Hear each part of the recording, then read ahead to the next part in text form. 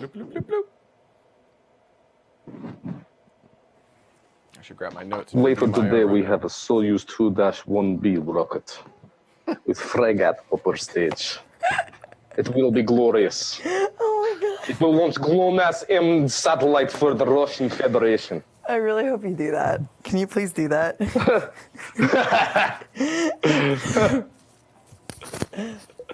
That was so good. That was the best thing ever right now. Hello, I am Space Mikhail, and today we are going to talk about Federatia spacecraft. Oh my gosh. Please do that. That would be amazing. That was so good. Okay. Tablet script viewer. Awesome. Awesome. No row summary, no separate pages, show floated rows. So confusing and complicated. Dear chat room, don't suck today. Okay, thanks, bye. Dear Colton. That's not to say people in the chat room. No, That's I mean literally the technology. Itself. Please don't crash. It's so disorienting in the show when like you're trying to do the show and then like you're also battling the chat room. Yeah. You're very you almost look like a galaxy or God, together we're weird on camera. Like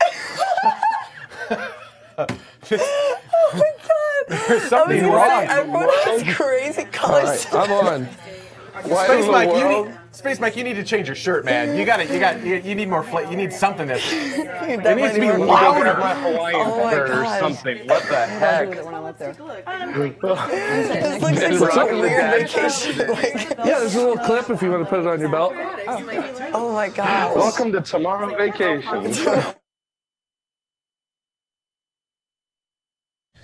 Mic checks. Jared, please. Otherwise, you can just carry it with you. Dirty, listening to what is it, dirty? Mic check. Hey, what's happening? Look at everybody in the room over there. Ben seriously has the most dad shirt I have ever seen Ben wear before. Like, I'm totally jealous. Best thing ever. Yeah. Makes me think about SpongeBob. Athena. Hello. Hi. So I'm talking. I got a kitty. I got him a little space capsule, and I'm gonna be carrying the cat around in the space capsule, and I'm gonna actually put a bunch of stickers on it. And yeah. Thank you. Kim, can I get some audio from you, please? Yeah, sure. What would you like me to talk about? Oh, I can hear myself. I sound really southern, slightly nasal, but I'm here. What did you have for breakfast? I went to McDonald's, which is very dangerous every time you go there, right? Because all the grease and stuff. And I'm originally from Georgia, so every so often there is a southern accent. Fantastic, thank you. Ben. So for those wondering why I'm wearing the dad shirt today, it is the 50th anniversary of Disney's Tiki Room. So this is a Tiki Room shirt from the. It actually even says Enchanted Tiki Room on it in different areas. And yesterday was the 51st anniversary of Club 33. So this also has the 33 somewhere in here, somewhere right there. There you go, a little 33. Yeah, so there is a reason for the dad shirt. Space Mike. That's very interesting. Now I'm going to be hearing the Tiki Room song in my head all day long. So if you see me bouncing along, it's because I'm singing Tiki, Tiki, Tiki, Tiki, Tiki Room, oh, in the Tiki. You want Kim in that chair for the transition, is that correct? Yes. Yeah, she can be there whenever. Well, for the open. Oh, for the open, yes, for the open, that's Okay, correct. so Yeah, I do forgot what? about the new open. Okay. I feel that we should have a tradition No, I like the from new now open. I wanna on try that it. we have the Okay, so you number go 33 hidden somewhere on set, That would on be camera. Does that scare you? Well, Illuminati our number confirmed. is 204, right? That's our hidden number for the tomorrow shows because that's the I should address probably of leave this over here, though. this unit. That's why it's station 204, but 204. spelled You out. would know when they come up to you as well. Yeah, but then I'll just put it behind me or something. Steadman. We do Is have it Steadman or Steve? Kim Steadman. Kim Steadman. Thanks. Kim I'm Steadman. walking out. That's me. There's a quick break between the news and then when we come back, So we can always take that from you. HB, one, are these Okay. clean? Do you know? Yes, they are all clean. I made sure of that. Thank you. Yeah, Let me get some Here, sugar Mike. water. Sugar water? This shirt requires sugar water. I'm actually trying to cut out the sugar water, and I've been doing really good. But I have a new, like, massive case from Amazon of just unsweetened tea, but it's not here yet. So until then, I get to drink sugar water. Sugar water. Water would taste really weird with actual sugar in it. What do Just water by itself with sugar. Sugar water. That's what I figured because I saw you going towards the soda, but I was like, I want to see you water. put sugar cubes. Make sure I'm not crazy. Okay, cool. I need to get a stand exactly this high so that whenever I do take a drink, it looks like I'm taking the physical one off of the table. Oh, That you would be should totally amazing. do that. Can you do that? Oh, that's great. Also, Just a good, close your laptop. also a good tool to use to color balance the monitor. 10 minutes to live. Yeah, make sure the blues match. Yeah. Athena, does Max watch live? I'm not sure. And why hasn't he come visiting? I'm not sure. We haven't spoken in a while, so. All the time. Yeah. Sorry. Ah, okay. Okay, Yeah, I you should need. totally watch. I will be right back. Stooge.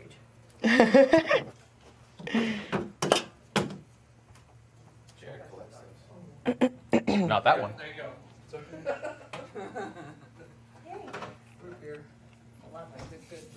If you like them, the ones right Oh, yeah, I need to check my notes again. Yeah. I gotcha. I'm gonna grab one. The official cup of tomorrow. Now, so you've only done news with me once before, Yes. but I'll forewarn you that my news is not scripted Right. at all. I saw. Yes, Yeah. and it's very conversational. So I will Okay. just stop and turn and talk to you guys. Okay. So just Okay. be aware of that. Okay. My news is a conversation. It is not a script. All right, Got cool. it. So Okay. be ready for me to throw things at you. I'm ready. Okay. I'm definitely ready. I was looking at everything on my way over here, so I was like, okay. So it's not you. It's definitely him. Or maybe not, right? I might Okay. just go through things and be like, okay, cool, huh? But I don't know. Oppie is an interesting story. And then I'm going to want people's opinion on... I just like that you say You don't Oppie. want to like take anything that Kim might have to say off the table. No, Right. so she's talking more 2020. She's talking more future stuff. But obviously, I will actually probably bring that up and be like, what an interesting week for me to choose this topic because definitely not the expert in the room. And then for Axiom, I think it's going to be a bit of conversation about like, A, doesn't that look cool? And B, isn't it interesting that we're starting to see more commercial space station stuff. Yeah. and things, so, Well, I'm excited for that. Did you order your business good. time socks? no. Me? Business socks? Business time socks. It's business time. Oh. They have socks now? Dude. These had Hello, Alley Cat. Oh, hey. teeny tiny feet in these gigantic socks, and it made me laugh. The heel is like up here on her. What? She has like the smallest feet. It's super cute. That's so cute. Anthony Romeo's. Oh, you know what? I haven't actually tested. Did that push? Yeah. Cool. Rockford, Illinois, home to UTC Aerospace Systems. Is that like Coordinated Universal Time Aerospace Systems?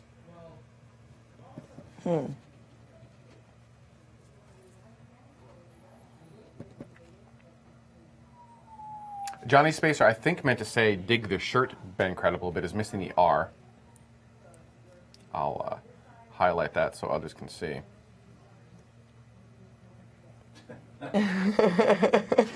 Control room just saw it.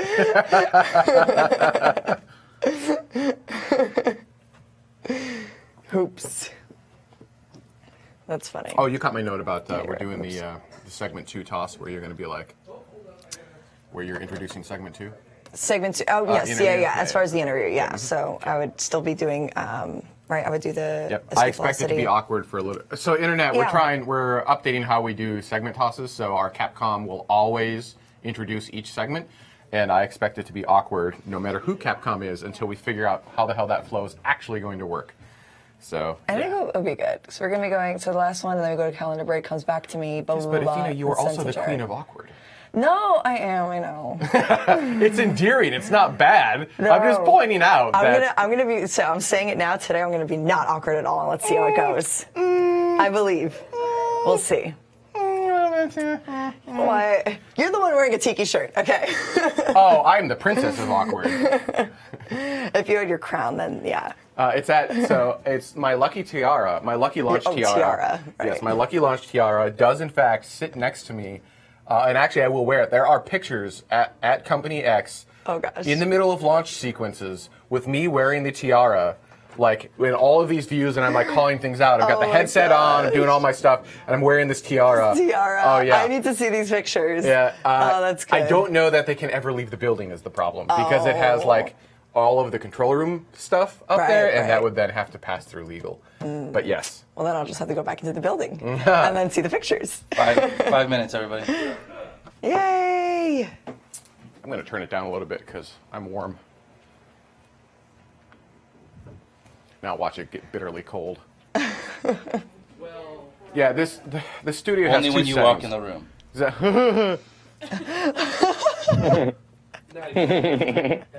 Good one. Actually, it's pretty nice in here. I'm not going to do that. What is this? Is this the picture you took yesterday? I've seen your Oh, tiara. that one. Okay, so we can't I know. show the internet, but I can describe what happened. So for those who don't know, and make sure. Okay, got it. Show her. I thought I was going to see it through the glass. For those who don't know, Company X does. Oh man. Yeah. Wow. Wait. This is even better than that. So I know, right? So. Oh man. Carrie Ann is showing a picture that is incredible. Unfortunately, we can't show it on the air. But why it's amazing. Company X does linked webcasts with NASA. So NASA will be in the middle of their launch coverage, and then Company X, anytime it's a NASA webcast for a CRS mission, will actually have a host dedicated just to the NASA webcast. And so the picture is a shot of the return feed from NASA during rehearsals, because we go through everything, make sure everyone knows where their cue points are. So what happened there was, we're in the middle of rehearsals. All of NASA PAO and everyone across all of their different centers can see this video live because they're bouncing between, NASA Edge, SpaceX, they're going down to Kennedy Space Center, they're going to Houston, they're pulling in all of these different sites. And we know the NASA Edge guys, Blair and Chris and Blair are amazing. And Chris and Blair were up on screen, and I'm like, oh, Chris and Blair are live, and they can see this, and the world can't see it yet. So, Kitty. Oh my gosh! Where is this coming from? Space Cat. Space Cat. Oh! So we're in this rehearsal. So I put my tiara on, and I run out to Brian Melstad, who was doing this thing, and he's trying to, as straight face as he can, do his segment that's going to be live in like 30 minutes, and I'm just standing next to him like this, wearing a tiara, like nodding at him and looking at the camera. My phone instantly starts blowing up. I've got NASA Edge texting me. I've got NASA. They're like, that is amazing. Oh my God. Like, all my technical contacts at NASA are like, oh my gosh. that is incredible. I wish I could have been there that moment. It was so truly good. awesome. Yeah. So yeah. Wow. Oh man. It's just like, whenever we all need a laugh, like you should The just show up and shenanigans do that go on behind the scenes, yes. Oh man, that's so good. When did the tiara first start? Lisa was here. I brought Lisa to Disneyland. It was one of the last times she was able to go to Disneyland before she went to the Upside Down. And we were joking about... that's a place in the 2 Stranger minutes. Things. We were joking about how I'm just a princess in real life. And so I'm like, I should buy a tiara. And I was like, I'm going to do it. And it's Disneyland, so obviously they have a store that has tiaras in it. Right. So I'm like, and they all had like hearts and stupid things in it. But we found that one that was like, actually, this kind of works. So I was like, all right, cool. And I bought it, and I wore it right then and there. Wow. Up and down Main Street. I had cast members going, good evening, princess. It was hilarious. Wow. Yeah, because they have to say that to anyone wearing a tiara, right? I think that normally they just say it to ladies, but yeah, in this particular instance, I think they enjoyed calling me a princess. Because I had the beardal region going on, and they're like, and I just owned it, right? I mean, if you're going to go that far, you can't be all bashful about it. You got to just be like, I'm a princess. I think the first time I saw you wearing it was at Yuri's night. Did you get this? No. Yeah. What did he say? I don't know because it's. Other than the pictures, I'm not that's sure the if first there's- time I saw it physically. I want to be clear. What I'm wondering is if you got any curtsies or anything. Oh yeah. No. Right, there's like protocol that they have working at Disneyland, like doing certain curtsies and stuff. Did you get any curtsies? No. No. No, I should have. I should have would've been curtsied great. though, right? A prince in shining armor should have came. Oh my God. Picked you up Serious and been like question. spinning you around. Serious question. Are we recording? Yes, we are. We're recording. Okay. I can see it from here. Yay! Hey, you just put your pin on. I gotta get my pin back Yeah, on. hailing On my frequencies open. Wait, what jacket. pin? Oh, the It's button. wrong pin. Yeah. Yeah. It's a pin, it's a button. Doesn't Space do mic. anything. Yeah, that's if the you push sound that it makes too. One more time, Ben. It's not even a gracious sound. It's like. That's the Tomorrow communicator pin sound. Oh god. Or either that or man, like that's so wah, good. wah.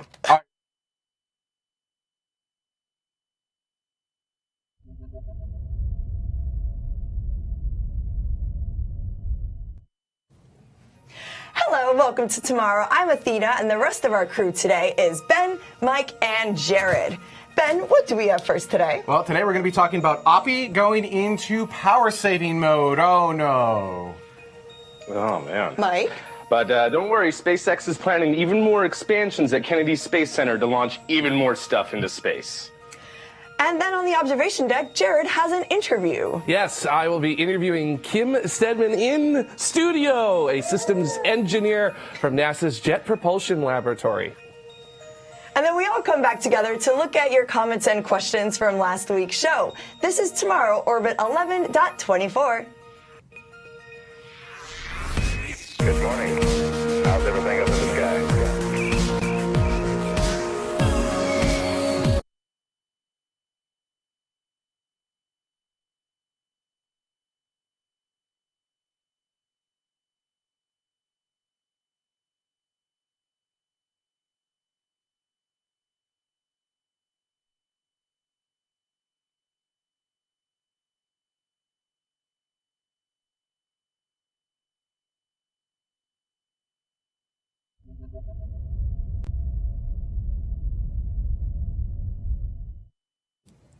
Welcome to Tomorrow. I'm Athena, and I'm going to be your Capcom.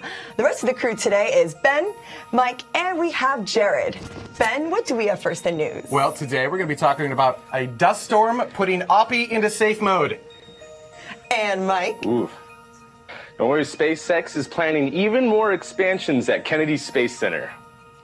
And then on the observation deck, we have Jared with an interview. Yes, we've got Kim Steadman in here at the actual observation deck in the studio. Kim, systems engineer at NASA's Jet Propulsion Laboratory, will be talking about some cool missions that have been happening and coming up. And then we all get back together to look at your comments and questions from last week's show. This is Tomorrow Orbit 11.24. Good morning. How's everything up in the sky?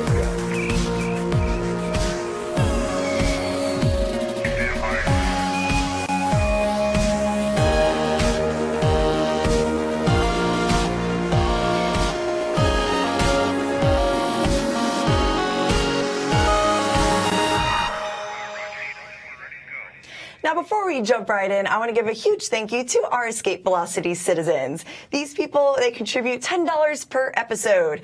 Our Escape Velocity citizens get worldwide free shipping in the Tomorrow Swag Store, voting rights on upcoming roundtable discussions, access to our Escape Velocity Discord channel, where new show ideas are born. And, of course, if you'd like to become a citizen of Tomorrow, head on over to patreon.com/TMRO. Now, this week, I spy a launch. Mike, what is it? That. Very good way of putting that. Oh, man. So what exactly was this launch of? This was a launch of a all-weather radar spy satellite for the Japanese government that launched on an H-2A rocket earlier this week on Tuesday. So this was a very cool launch. では SRBA 結果リフト2、3、4、5 H2 ロケット739号機は平成30年6月12日午後13時13分。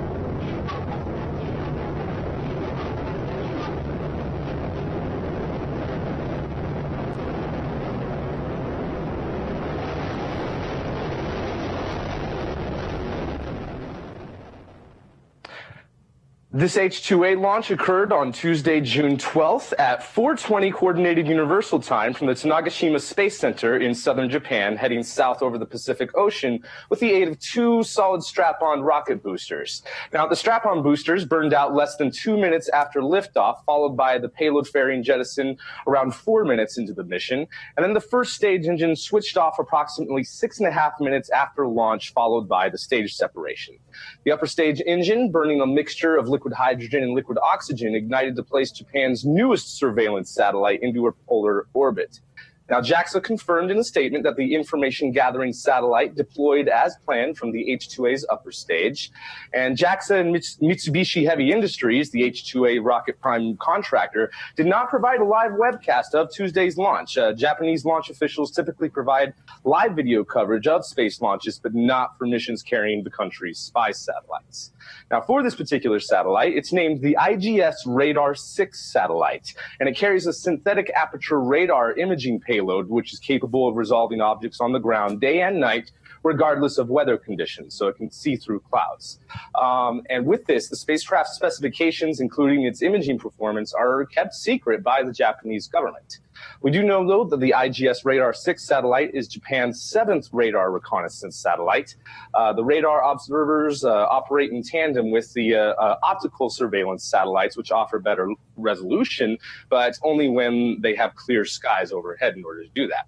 Now, Japan started its spy satellite program in 1998 after a North Korean missile flew over Japanese territory.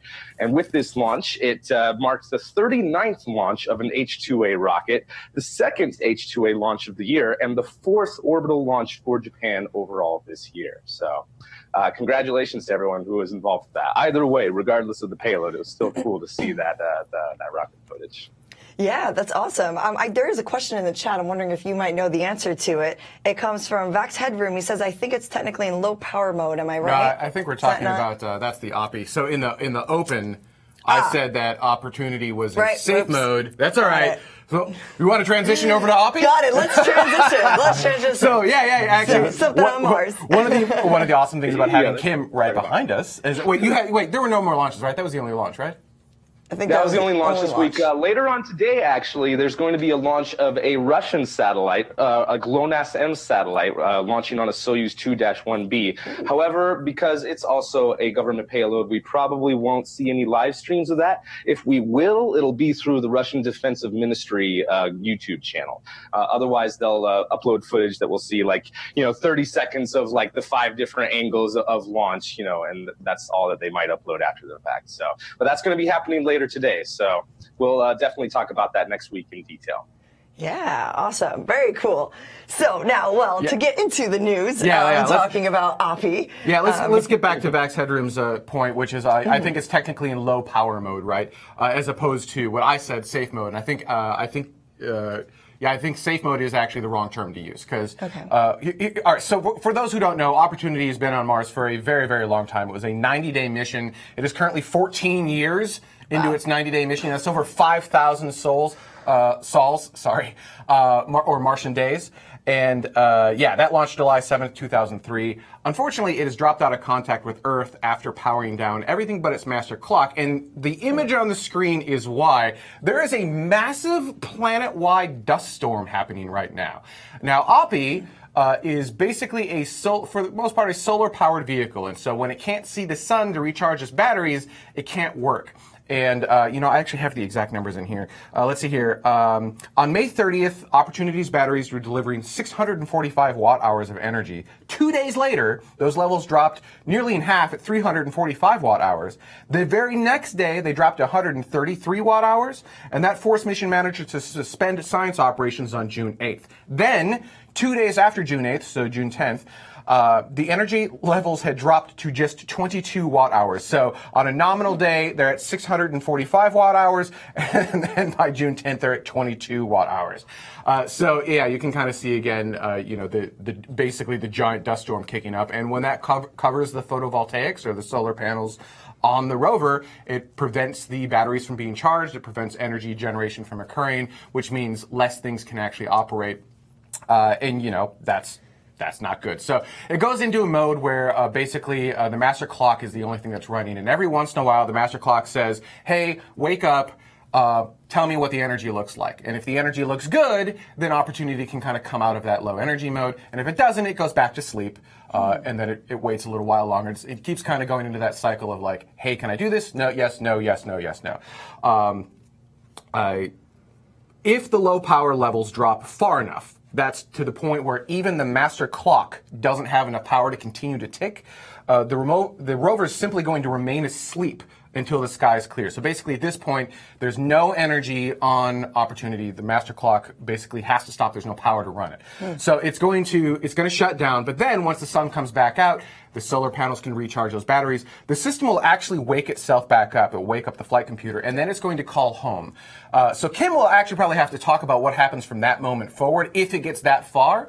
I would assume that once it calls home, it actually has to understand where it is in its mission again, because I would assume it kind of like doesn't know anymore, and so we have to tell it, hey, this is how far into your mission you are, this is where you're at. But again, Kim will have to describe that a little bit better than I. So that will be an interesting story. Now, one interesting thing is that this happened to Opportunity, which was the sister spacecraft to Spirit, but it did not happen to Curiosity. And the main reason for that is Curiosity is a nuclear rover, whereas Opportunity and Spirit were photovoltaic, they were solar powered rovers.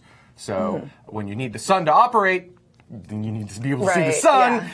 If you can use self-generated power, then that doesn't become as much of an issue. But yeah, it's one of those incredible stories from JPL of like, again, it's like that 90-day, here's a 90-day rover, and over a decade later, this thing is still going strong. Yeah. It's just absolutely incredible. I like to call it the Jet Propulsion Laboratory instead of laboratory. Because I feel like they're all ever so slightly like mad geniuses, but like the good kind, and you got to say laboratory to properly convey that. Yeah.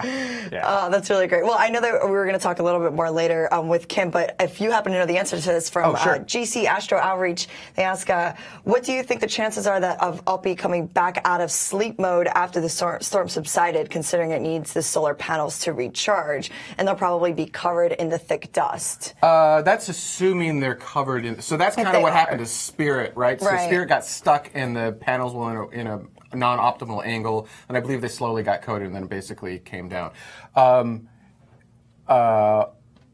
We talked about this last week about how sometimes during certain storms it can actually clean off the panels from dust that has already accumulated, depending on how much wind forces it's being exposed to. So there could be a chance that the solar panels will be even more effective after the storm. We'll have to see. It could go either way. It sounded like, from what I saw in the meeting, that this is going to.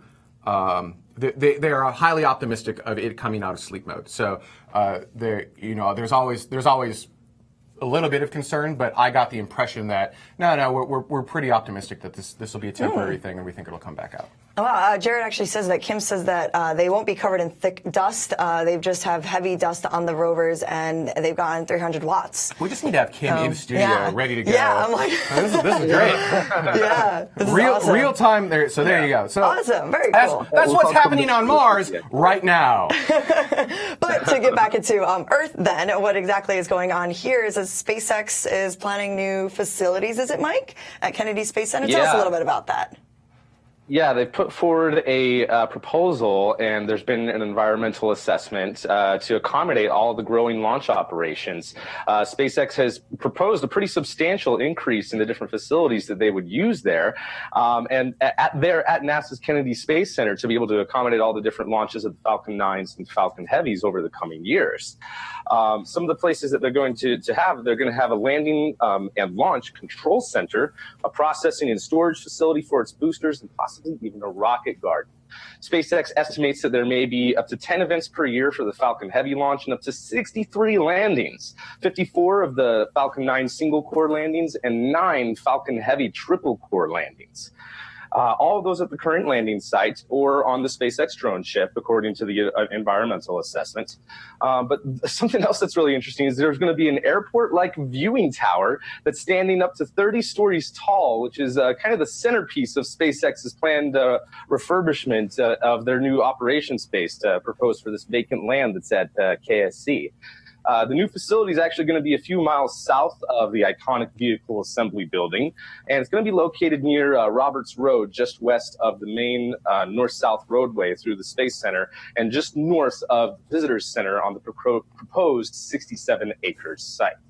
Now, the new facility would host facilities for booster and fairing processing, as well as storage, and a new launch and landing control center.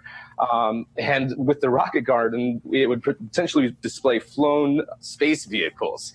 So that's the part that gets me the most excited about this, is a potential rocket garden. And I think that SpaceX should include the old Falcon 1 in this garden that's just sitting outside, exposed to the elements, not being taken care of, even though it would need an upper stage and payload fairing mock-up and who knows what else work done to it to be displayed. And it would be awesome to see any surviving Falcon 1 through 4s, the Block 1 through 4s of Falcon 9. And I mean, once upon a time, there was going to be a 3-engine Falcon that was going to do the pad abort test. Or rather, the launch abort test that's still supposed to happen later on. So that would be cool. Who wants to see the Falcon 3 at this site as well? That would be really cool. Oh man. But in any case, in all seriousness, the control center would be large enough to contain a data center, a firing room, and an engineering room for the Falcon 9 and Falcon Heavy and Dragon mission operations, which would be used for all the operations from Pad 39A to supplement the existing control center, which is nearby Launch Complex 40. A new rocket hangar at Roberts Road location would be used by SpaceX to process, store, and refurbish all the different Falcon 9, Falcon Heavy first stage boosters. And the proposed hangar would have an area of around 12,000 square meters and measure up to 31 meters tall. SpaceX could also add to the hangar a connection facility for end-of-life decommissioning of rocket components destined for possibly the rocket garden. Who knows? But if approved, this is still just a proposal, the proposal would make NASA property available to SpaceX via an enhanced use lease agreement, which is one of the goals of NASA Kennedy Space Center, to have a multi-user spaceport and have all sorts of missions supporting NASA as well as the military. And NASA officials so far who reviewed SpaceX's proposal have concluded that it would have no significant effects on the environment. And that's where all of this information came from, was the environmental assessment report. So very cool. And we've seen how quickly SpaceX can add facilities there to Kennedy Space Center. So I think that would be really cool if that launch tower is also a viewing site for launches as well. That would be pretty awesome. That would be awesome. Yeah, actually, a Smokey Durg in the chat says that control tower looks very Jetsons, which I definitely agree with. That would be a really great viewing spot for all the launches. He also does ask a question. Does this proposal include accommodation for the BFRs or BFS? The Big Falcon rocket. There's no information in this. Yeah, there's no information in this particular proposal about the Big Falcon spaceship or the Big Falcon rocket. This is all just for Falcon 9 and Falcon Heavy operations. I mean, 9 triple-core Falcon Heavy like landing. That's so cool. That's oh my gosh, I can't wait for that to see that one day. All 3 of them landing at once. That's awesome. Cool. So yeah, well, I think since obviously you were saying that they don't have any plans for Vogan. Your question about could they fit a BFR? I mean, with the sizes of what you were saying of the facility, I'm sure that they would actually be able to fit a BFR, but there's no working towards that right now from as far as what you were saying. But that's awesome. That's really, really exciting. So obviously, SpaceX is looking to launch a lot of things right now into space. But speaking of space. Let's go back to space. Something about astronauts having private astronaut expeditions. You know what? All the rage. So you know what? The rage used to be building your own rocket. That's so old school. It's old school? All the new rage now, building your own space station. Wow. Space stations are I just the new, learned that right they're now. the new hotness. They're It's the new hotness. oh my, is it the new hashtag? It's the new build your own space station. Build new your own space hashtag. station. So we've actually covered Axiom Space before. I think about I want to say it was almost a year ago, but only in a little bit. They made a little bit. They made some more announcements and they made a little bit more headway. Now they're going to be offering expeditions to space aboard the International Space Station. Now, eventually, what you're looking at right here is the Axiom Commercial Space Station Complex. You're going to be able to get, and here's the information we have now, you're going to be able to get a 10-day mission priced at $55 million each. Those first missions are slated to launch sometime in the 2020s. And that $55 million, which, I'll take too, that price includes transportation to and from the International Space Station and eventually, I believe, the Axiom Station, which is what you're looking at right now. Everything necessary to live and enjoy the experience while on orbit, and a 15-week training experience, just like the actual astronauts would get. Well, obviously much more condensed, but training experience like what an astronaut would get if they were, say, like the tourists would get for space adventures. Yeah, for space adventures, exactly. And what you're looking at here is the world's first commercial space station, although maybe not, right? Because we got some competition in the space station realm. We've got Bigelow currently attached to the International Space Station. They actually Axiom wants to take one of these modules and also attach it to the International Space Station. And then it's going to be assembled while connected to the International Space Station, and then will separate upon its retirement. And I assume they meant the retirement of the ISS, although I suppose once their space station is done and ready to go, they could separate at that time. What you're looking at right now, that's one of the crew compartments. So actually, I think there's one more image, Dada, if you go down one. There you go. It gives you a slightly, that's your compartment. But the cool thing, so in space, right, there's no up or down, so you get to use all of the 3D space, so it is actually a little bit bigger than it seems. But what's interesting is you also get a giant window, because if I'm up in space, I'm just going to sit there with my head resting against the window, looking out at Earth 23 out of 24 of the hours, I'm pretty sure.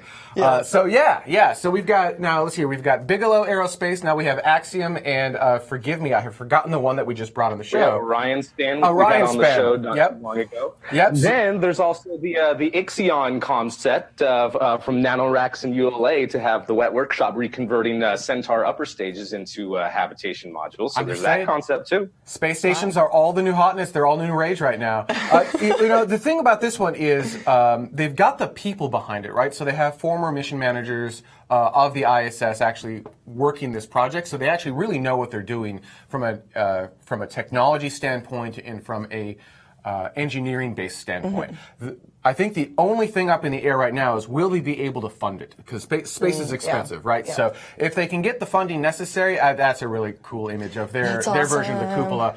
I'm curious as to how the engineering on that works, because that's a lot of window. It's a lot of window. A lot of window in an environment that does not like window. But again, they have the engineering might behind this, and they have the intelligence behind it. So there might be something there that I just don't know. And if you looked at one of the previous animations, there were these guards that kind of came down over there. I was going to say that maybe there's a shield that comes over the windows and it comes up for maybe they only open it for a little bit and then close it so that you don't have micrometeorite impact and whatnot.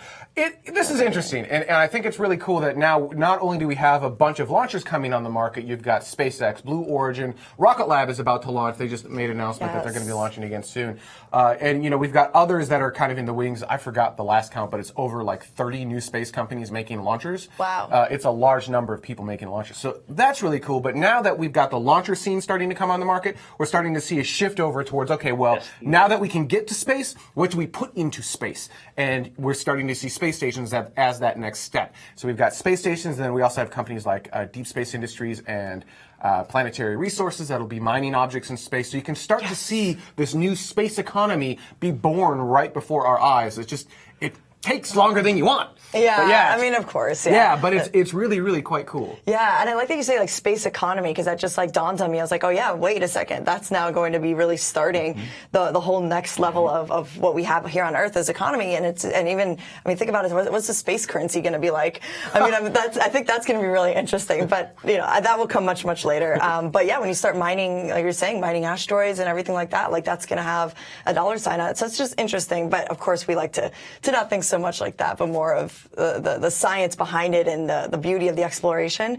But that's just awesome. That's so cool. And I mean, everyone here, I love the first comments I saw by Factor, bouncy stations, please. So, because one of the images, it looks like it was cushioned inside. Were those, was it like padding? Go back to the, I think it's the second, the end image. There you go. Yeah, so that's your, and you know, I didn't add it to my notes and I should have, but this space station, Axiom, is actually being made and designed by a world-renowned architect. So there's actual like design and style that's going into this. That's awesome. I actually do think that's important. So a lot of the engineers are like, that doesn't matter. It serves no engineering purpose. But you know what? If we're going to get people excited about going to space and living and working in space, it can't be cold and inhuman. It has to feel cool. It has to feel like something you want to live in.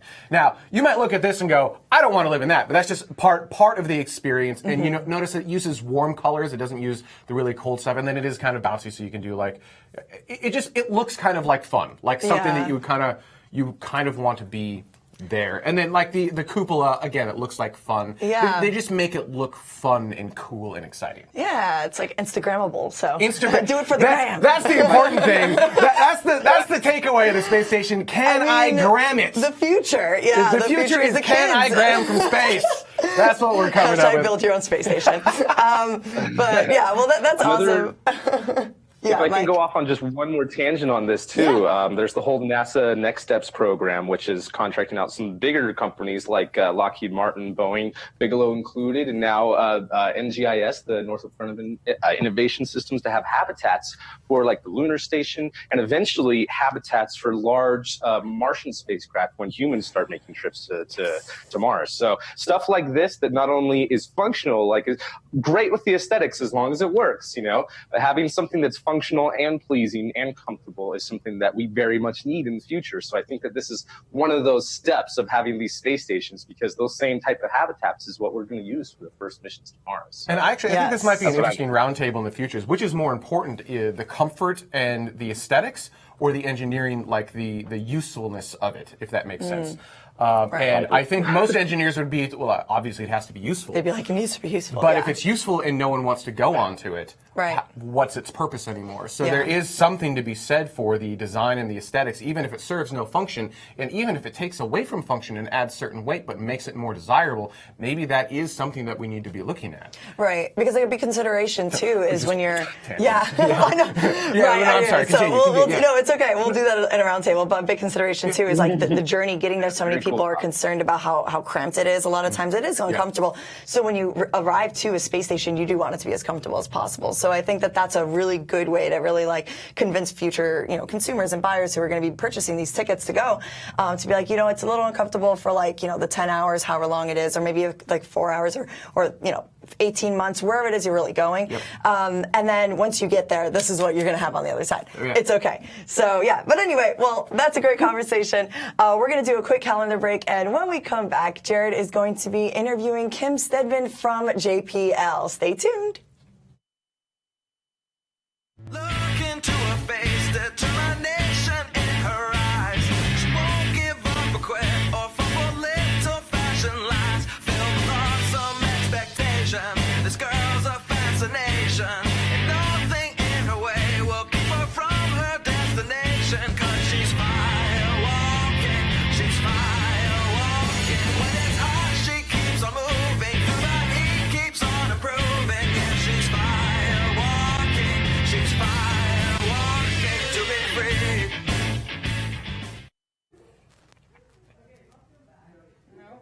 Nope. You got me, but you don't have anyone else. Oh, did we forget to, or did it not trigger? Okay, we'll come back in from black. But what you missed was they were basically high-fiving during they were like dancing next to each other the entire break. It was, the whole time. So good. The whole time. Alrighty, Firewalk. Yeah, it's great. Yes. We'll take it back from black. Okay, got it.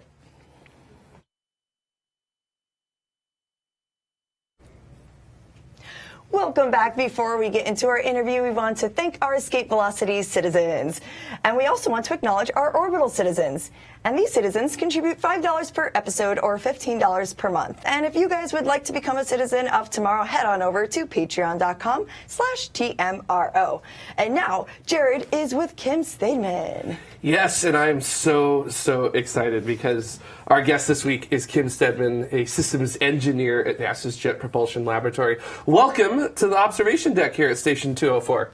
Thank you very much. It's good to be here. I'm glad you guys could have me. Yeah, and there's a lot happening on Mars right now, but we're not really going to start there because we kind of want to get to know you before we start to talk about the things you've worked on and things like that. So tell us a little bit kind of just about yourself, your background, how you got into engineering, where you decided to go to school, and other things like that.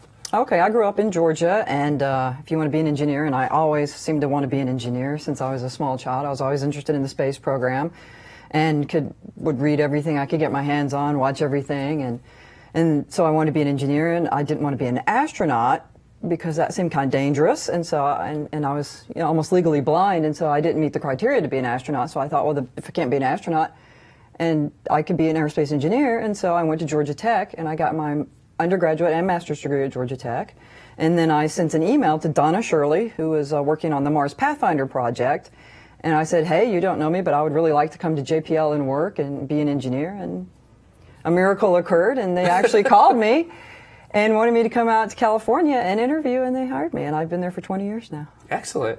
So your first mission that you ended up working on was Cassini. Right. And when did you come on to the Cassini project? When I came on to Cassini, they were just approaching Jupiter. Okay. So we were still in cruise. 1999, I think. Yeah, 99. Somewhere around there. Yeah. So that was pretty early on in the mission. With it. Well, to a lot of people, that was kind of late in the mission because a lot of people had already been working on Cassini for 15, 20 years. And so she took 7 years to get out to Saturn because, first of all, it's a really long way, and to build a momentum, she went around the inner solar system, a couple times and then headed out to Saturn. But we were very busy because we didn't have all of our software developed for operations because we were just passing Jupiter, yet Galileo was still at Jupiter, and there was all this scientific opportunity, and so we wanted to do joint science observations with two spacecraft. That was just amazing. And so we had to do a lot of work to make that happen while we're still working on how we're going to operate the spacecraft once she actually gets to Saturn for the primary mission. So you guys kind of actually didn't have sort of the stuff that you needed for the primary mission ready tools, to go. Right. So, and you built that along the way to Saturn. Right. Because, you had 4 years after the flyby of Jupiter in order to get that together. It was just that was a 7, we let's get the spacecraft built, get everything she needs on her, and get her out into space, and then we'll have 7 years to prepare for operations and doing science.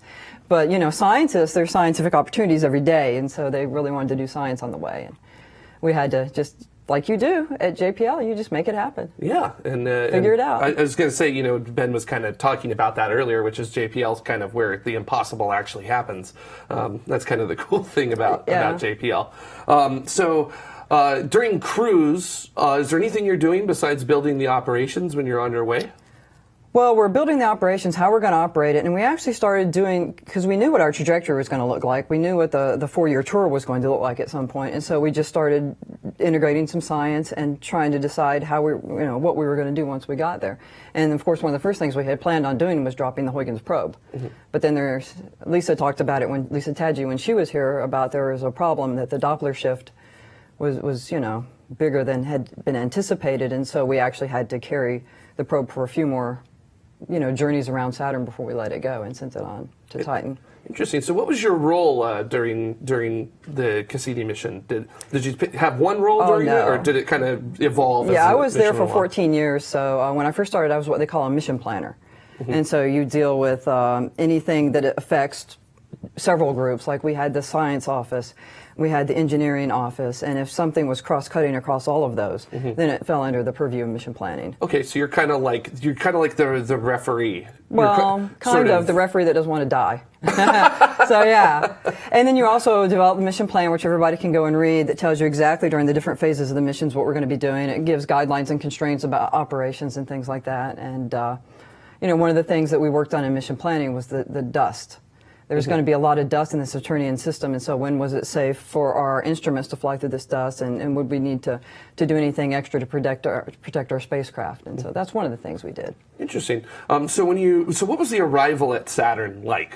It was totally insane. Kind of like nail biting, because you got to burn that engine or else it's off in the deep space Cassini goes. Right, yeah. We were either going to do a really great flyby, or we were going to have this fabulous mission at Saturn.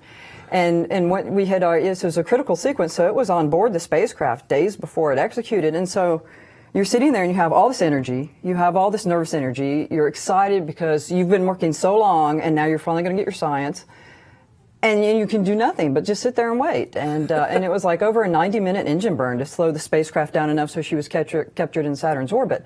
And, I understand on Mars, I did the Mars thing too, it's like six or 7 minutes of terror.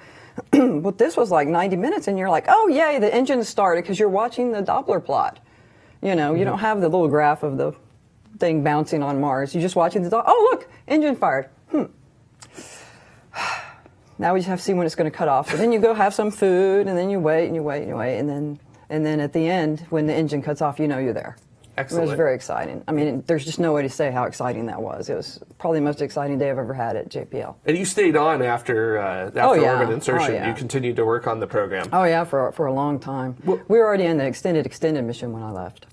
So what were some of the highlights of working on Cassini? Because that's a flagship mission. That was sort of a part of the 1980s Mariner Mark II idea, which is that we're going to have these huge spacecraft going all over the solar system, but Cassini ended up being like the only of those flagship that ended up flying. Yeah, it was exciting, and especially at the beginning, we just, the scientists, like when we did a flyby of Enceladus, and the magnetometer team came over from London and said, we've seen some interesting data. The next time we fly by, could you change the trajectory so that we can see the moon with the southern part backlit by the sun, so we can get some images, because we think there's something interesting going on down there. And I was in that meeting, and I was like, oh my gosh, what have we found? And then, a few months later, when we flew by Enceladus again, and we got the first pictures of the plumes, and no one had expected that, and it was just amazing. And Titan, the first time we got to see below the clouds, because when the Voyager went by Titan, it's just this orange ball, and they could see nothing. Yeah. And so the first time we actually could see through the clouds and see down to the surface, it was very exciting. Wow, that's just kind of fantastic. I can't even imagine what seeing those Enceladus pictures was like. First off, because it's mind blowing. Yeah, because that's like an indicator of one of the critical things that life needs, actually like being there. An energy source generating something. So, man, that is so incredible. So you also worked on something that Ben talked about in our news segment, which is opportunity. Mars rover Opportunity. Yeah, I was actually on the Mars exploration rovers for about a year before they launched. And then I rolled off back. I was half-time Cassini, half-time that for a while, because at JPL, if you have a mission that's coming up on a big critical event, it's kind of like a black hole that just sucks the whole lab into it. And so you kind of get sucked in for a while, you do your job, and then you leave. And then years later, I went back to Opportunity and worked on the uplink team. And I was a tactical uplink lead, which means when you're... A lot of people think that we joystick the rovers, like if you watch The Big Bang Theory. And that's not how we operate the rovers. We all come into a nondescript little conference room, and we spend, 6 to 10 hours building the sequences that is going to tell the rover what to do with herself for the next day or 3. If it's a Friday, we plan 3 sols. And so for every minute of the day, she knows what she should be doing, whether she should wake up and, do some science or drive or whatever. And so the uplink lead is kind of in charge of that process. And so I did that for a few years, and that was absolutely fantastic. And I was there when we lost the flash memory, when we first saw the problems with flash memory. What was that with Opportunity? Well, our flash was very old, and it just started doing every so often. We would try and write to flash, try and write, and the rover would go, oh, I'm going to reboot myself because you've tried to do that too many times. So... So you guys are literally having to basically troubleshoot a computer from that's what we do. Away. Yeah, I mean, with all the spacecraft, you get a behavior that you don't expect. You have to try and figure out from here what's causing it and how to work around it. And so that's what makes this job great. And then are there lessons that you guys learn from that you integrate into future missions? Oh yes, in fact, the Cassini folks right now are working on, we call it lessons learned, shockingly enough. And so, yeah, and then they'll have a document about their lessons learned. They'll also have briefings at JPL to the other team members, people that don't work on Cassini, so that because we don't want to make the same mistake again. And you learn so much when you're operating these spacecraft. Yeah. And Factor in our chat room is asking a question, what kind of modes does Opportunity have? Is it just low power mode, which obviously it's a few more, I would imagine, than low power mode. Well, I don't know exactly how many modes she has because we try and only operate her in nominal mode. So we have nominal and off nominal. Okay, so 2 modes. And if it's nominal, we're very happy. If it's off nominal, we're very, very, very busy and very unhappy. So we like to be nominal. I imagine there's quite a lot of work that happens when off nominal things are. Well, going right, on, and for right now, the team is just preparing for what state could Opportunity be in when she comes back. Yeah, I wanted to ask about that because that is what's happening to Opportunity right now, and I know you're not currently working on Opportunity, or are you? Did they pull you back in? Oh no. Okay. No. Yeah, I didn't know if it was like one of those things like you see in the movie where they're like, we're gonna bring it back in. They're the expert. They do that because Opportunity and Spirit were a 90-day mission. And so when things do go wrong, the documentation, you try and keep up with your documentation as best you can. But if you're having flight software problems, then you go and you find the person who wrote that software, and then you bring them in. So that happens all the time. Yeah, and in our chat room, Sarge Enzyme has a really good question, which is kind of sort of leading into this, which is, do you have a duplicate rover at JPL for solving problems? I believe you guys do. We do. We have a test bed.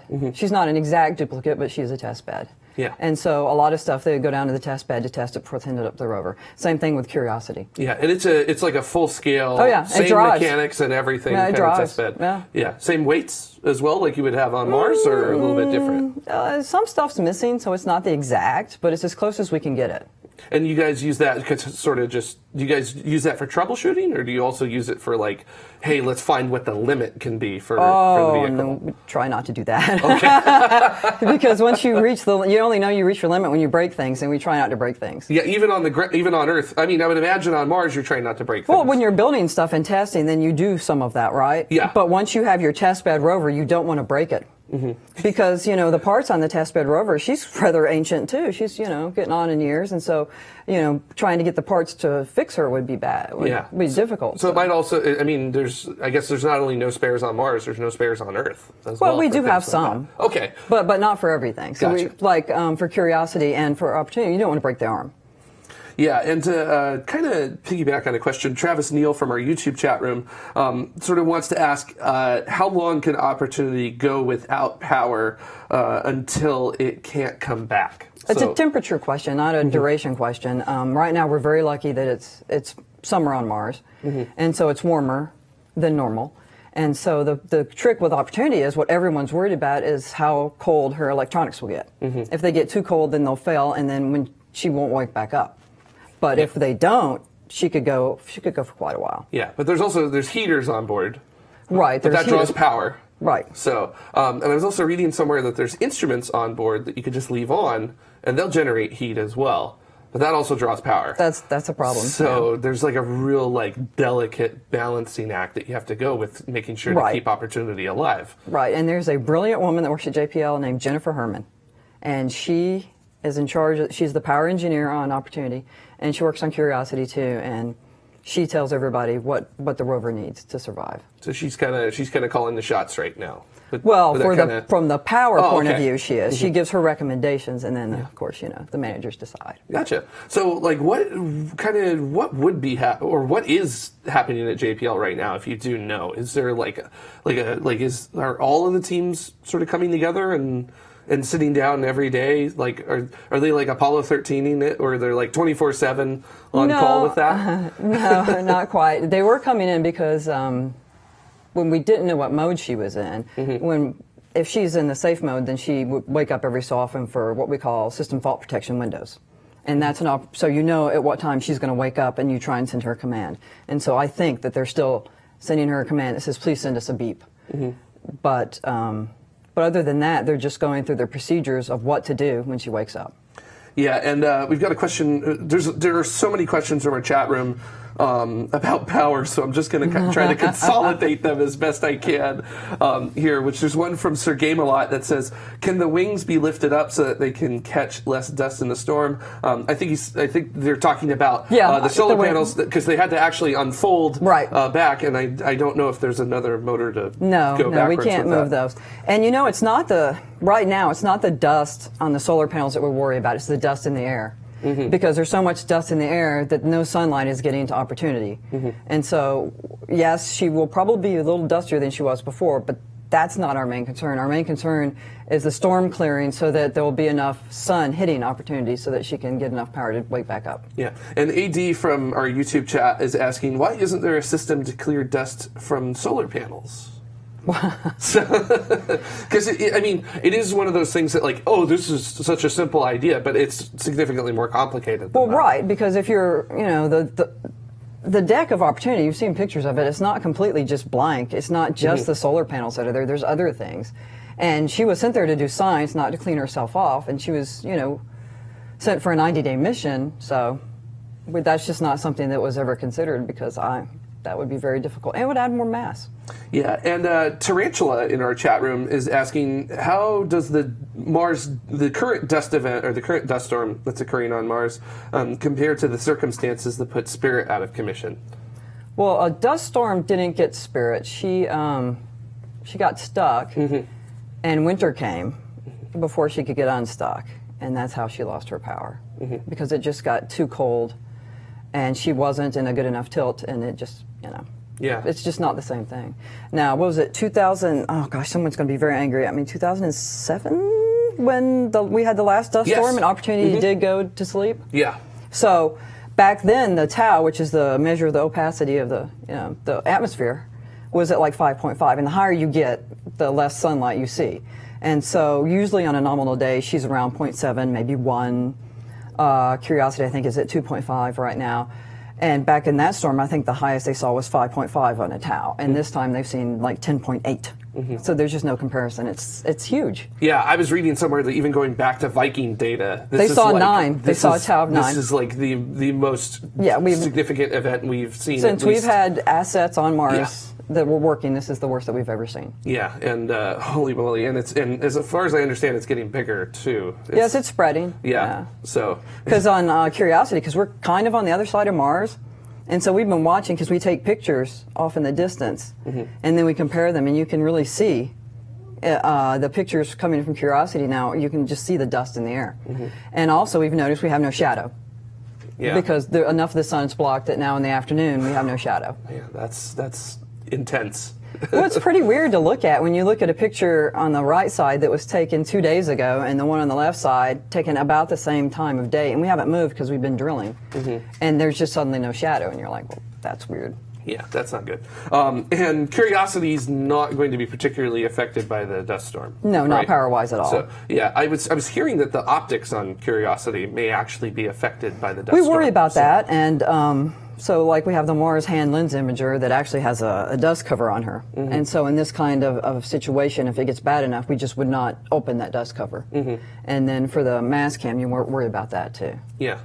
And we got a really good question from our YouTube chat room from Dan Thomas Commons, which is, do you and other JPL engineers develop some sort of attachment to the rovers that you work with? Oh, yes. And they're also asking about decommissioning Cassini, because that just happened in September of last year. So what is it like? Do you guys get attached to them? Or are they? Oh, absolutely, because you work so hard for them to make sure they're happy and they're functioning, and they give you such, satisfaction when you see the images come down and the science results, and it's amazing. They I don't know if it's family, but we really feel a lot for our spacecraft. Do you sort of feel like they all have their own personalities? Oh yeah, they do as well. They absolutely do. Can you tell us about some of the personalities? Well, it's just like with Spirit and Opportunity. Opportunity was like, here, I've landed on Mars and I'm going along. Oh look, here's my science stuff, everything. So right here, right in front of me. And Spirit, where she landed, she didn't see exactly what we were looking for, and so she had a much rougher time. She had more failures, mechanical failures earlier in the mission, And so she was just like the plucky rover who could do anything no matter what happened. And so Yeah, so Spirit was sort of like the rover down on her luck, but she Yeah. still did what she positive was supposed attitude, to do. still loving life, yeah. And Opportunity was like, this is easy going, and Yeah. I'm just everything's right in front of me, and I'm the golden kid, if you will. And or she's something like, oh, that. this actuator isn't working any longer? No problem. I can still go. Yeah. MSL. Well, MSL is like, ow, my feet hurt. Yeah, we'll talk about that a little bit later down in there. So the question came from Ben sitting over there, which is what's MSL like, or curiosity. So that was pretty funny. So Factor has a really good question, which is something that I'm interested in, which is how does Opportunity clean its solar panels? Are there any top secret methods, or do you just find wind to blow it off? Well, what we do is in the room where we plan all of the sequences for her, the tactical room, we have a little model of Opportunity. And when she gets really dusty, we take this little ninja and we put it on top of the rover and we hope that the dust ninja gods will hear us, and we hope to get a cleaning event, which can either be some wind that blew the dust off or one of those dust devils that comes across her. And that's all we can do. And you've had cleaning events before. Oh yes. Yep. And it's very dramatic too, because you'll come in, when I was on Opportunity, you come into work one day, you have 350 watt hours coming out of the solar panels, and you're getting close to where, power's kind of limiting what we can do during the day. And then you come in the next day and you have 600 watt hours, and you're like, cleaning event, that was nice. And so then you use the mass cam to take pictures of the deck to confirm how clean you are, and it's dramatic. Yeah. It's dramatic. It really looks like someone did come in overnight and clean her up. So when you get a good one. Yeah, and Tarantula in our chat room also is asking about ultrasound vibrators. Is that kind of a viable option for future rovers? I guess there were experiments to replace window wipers on those there, but I don't think any of the rovers, at least coming up, or any of the planned rovers are going to be solar powered. No, the only rover we have on the books right now that we're building at JPL right now is the Mars 2020 rover, which is based off Curiosity. Yeah, and we'll actually get into both of those rovers in just a little bit with that there, because I still want to ask about Opportunity, because we have a couple more questions from it. Solomon White Kolposki from our YouTube channel, sorry, Solomon, is asking, what language is Opportunity software written in, and what sort of processor does it have? It's a rover markup language that we created. Okay, so it's like your own custom language. Yeah. So the rover talks the language we taught her. Okay. Wow. All right. And I don't remember what kind of processor she has. Yeah, I know it's I'll probably have to look that up. It's probably like radiation hardened. Yeah, so it's a rad something. Yeah, so that'd be pretty interesting. So Vogon is asking, which rover do you love the most? Well, you can't pick one. That'd be rude. Yeah. And if they heard you. I can't hear you. I don't know. Well, I've always said I would not bet against Opportunity no matter what. So. Yeah, that's a good rate. Yeah. I'm not going to disagree with that at all. So, kind of moving on from Opportunity to Curiosity, the next big one that landed in 2012. What did you do with Curiosity? Well, when she first landed, I just watched and was glad I wasn't on Mars time, because I was still. And then now I do the same job that I did when I was on Opportunity. I'm an uplink lead. And so you're still kind of mission planning and things like that as the uplink. Well, right, systems engineer, and the tolls are responsible for, like, when new activities are going to go up to the rover and be executed. We run a little process called STAG to make sure. It's an acronym. Don't remember what it stands for, but it's an activity. It's tactical activity gate. So that's what it is. And so we get all the people in that built the new process, like our new drill. Procedures the way we're drilling now, because the feed doesn't work anymore. So you have to use if I remember, we're doing feed pushing the arm down. Yes, we're doing feed extended drilling using percussion, better known as fed up. So anyway, so before that can actually come and be put in a plan and go up to the rover, it has to be approved, and so that's one of our strategic things that we do. So it's really mission planning, I guess, in a way. And kind of, what's the differences between operating Opportunity and operating Curiosity? Well, Curiosity is a lot more complex. There's a lot more instruments. She weighs a lot more, and it's just the complexity is just ratcheted up. Yeah, I mean, so many levels. Yeah, we have an image up of the end of the arm. Oh there yeah, the with turret. All those tools on board, and that's like, I think one side of those has as many instruments on it as Opportunity had in its entirety. And I think it also weighs as much as Opportunity. Okay, yeah, that's a bit of a step up there with it. So yeah, before we even deploy the arm, we have to do a slip risk assessment process to make sure that, when we deploy the arm, because it's such a change in the mass, that, that if the wheels are up on a rock, that they won't, tip down, fall off the rock, and crash the arm into the ground. Yeah, and you can't put Curiosity in like 4 low. Or anything like that, right? You gotta make sure that it's well set. Right. There's enough traction to keep it there. Yeah, before we deploy that arm, we have to make sure that it's not going to shift and cause damage to our arm. Yeah, and we've actually got the wheels up here, kind of looking at them. Oh, but these are right beautiful there. wheels. Yes. There's no holes in these wheels. Those are fresh wheels, but we do have an image, because you were talking, oh yes, of course. That's even cleaner wheels in the clean room. Yeah. So this is the Morse code that is famously on the wheels there that spell out JPL. So yeah, they even made a shirt with that on it. Nice. We'll have to get that. Actually, I think on my old laptop, I had that as a sticker on there. So not on my new one. I guess I need to go back to JPL and get some stickers. But you were talking about what's Curiosity like out my feet. Yeah. This next image, I think, kind of says it all there with one of them. Kind of what's going on with Curiosity? Well, as far as the wheels are concerned, we have a lot of people that work many, many hours. So when we drive far enough, then we do what we call full Molly wheel imaging. And so thankfully, because of the way that Spirit failed, because one thing you couldn't do with Spirit is look underneath the rover. And so now we can look underneath the rover. We can use the Molly at the end of the arm, and we can just do, you've seen the selfies. Yes. We can do the selfies, but we also do a wheel inspection. So we'll take a picture of the wheels, the rover will roll up a little bit, we'll take more pictures so we get to see the full wheel. And every time we do that, then these engineers go off and they count all the cracks and all the, the holes and stuff and measure if they've gotten bigger or not.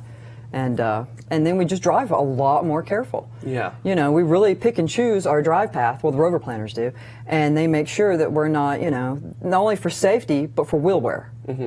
And so instead of going here, which is, it's faster, but if we go over here, there's less wheel wear. We'll do that. And so we're really managing that as much as we can. So it's very strategic now in driving Curiosity. Yeah. It's not so much the monster trucking that was, relative monster trucking that was happening as relative earlier, as you get. so. It's not like just go over there and pick your own way, have fun. Which we have done, but now it's very nitpicky. And some of the terrain that we've seen on Mars with Curiosity was just, when we were in the Knockliff Plateau, I looked at the pictures, I'm like, I don't think anybody thought a place like this existed that we would need to drive in, because the jagged rocks were just amazing. It's eating up the wheels. It's and is that the primary concern right now? Well, that was with wheels. No, that was with wheels. But right now, we don't think the wheels are going to limit our mission. Okay. Because we've got that under control. We monitor it. We have meetings all the time about it, and so that's pretty much under control.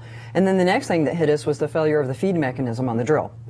And because we had the stabilizers, that you put the stabilizers down on the ground, and then you would feed the drill out and drill in, and so you just didn't have to worry about damaging the arm or the drill bit walking or anything like that. And when our feed declined to work when we commanded it, we had to figure out a new way to drill. The first thing we had to do was get the feed fully extended. So the drill, I don't know if you have pictures of it, but the drill is now completely out, as far out as it can go. Yeah, and we actually talked about that in a previous episode in our news segment. Oh, well, great, good. So we included the images of the drill as it was and the feed drill now completely out. So and that's a really good example of what we use the test bed for. Maggie, our test bed rover, they did all the drill, to figure out this fed process. They tested everything up there. She has an identical drill, and they would bring in different kind of rocks and try and drill and see what worked and stuff, because now the arm has to stabilize itself.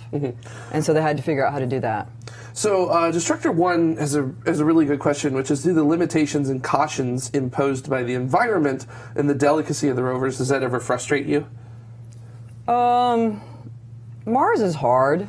And so I don't think frustrate is the right word. I find it exciting to, you've got a rover. She's on Mars. She's splunking around, and sooner or later something's going to break, just like you drive your car around here. So one day you're going to go in and crank it up, and nothing's going to happen. And well, that's easy. You call your mechanic, and we can't do that. We have to try with what we have on the rover to figure out what's wrong, and how catastrophic is this failure, and what is the workaround. And so, if we can, because we just drilled, and we delivered sample to Sam and Kim in. So while the drill was broken, you basically had 2 science instruments sitting there that couldn't do a whole lot.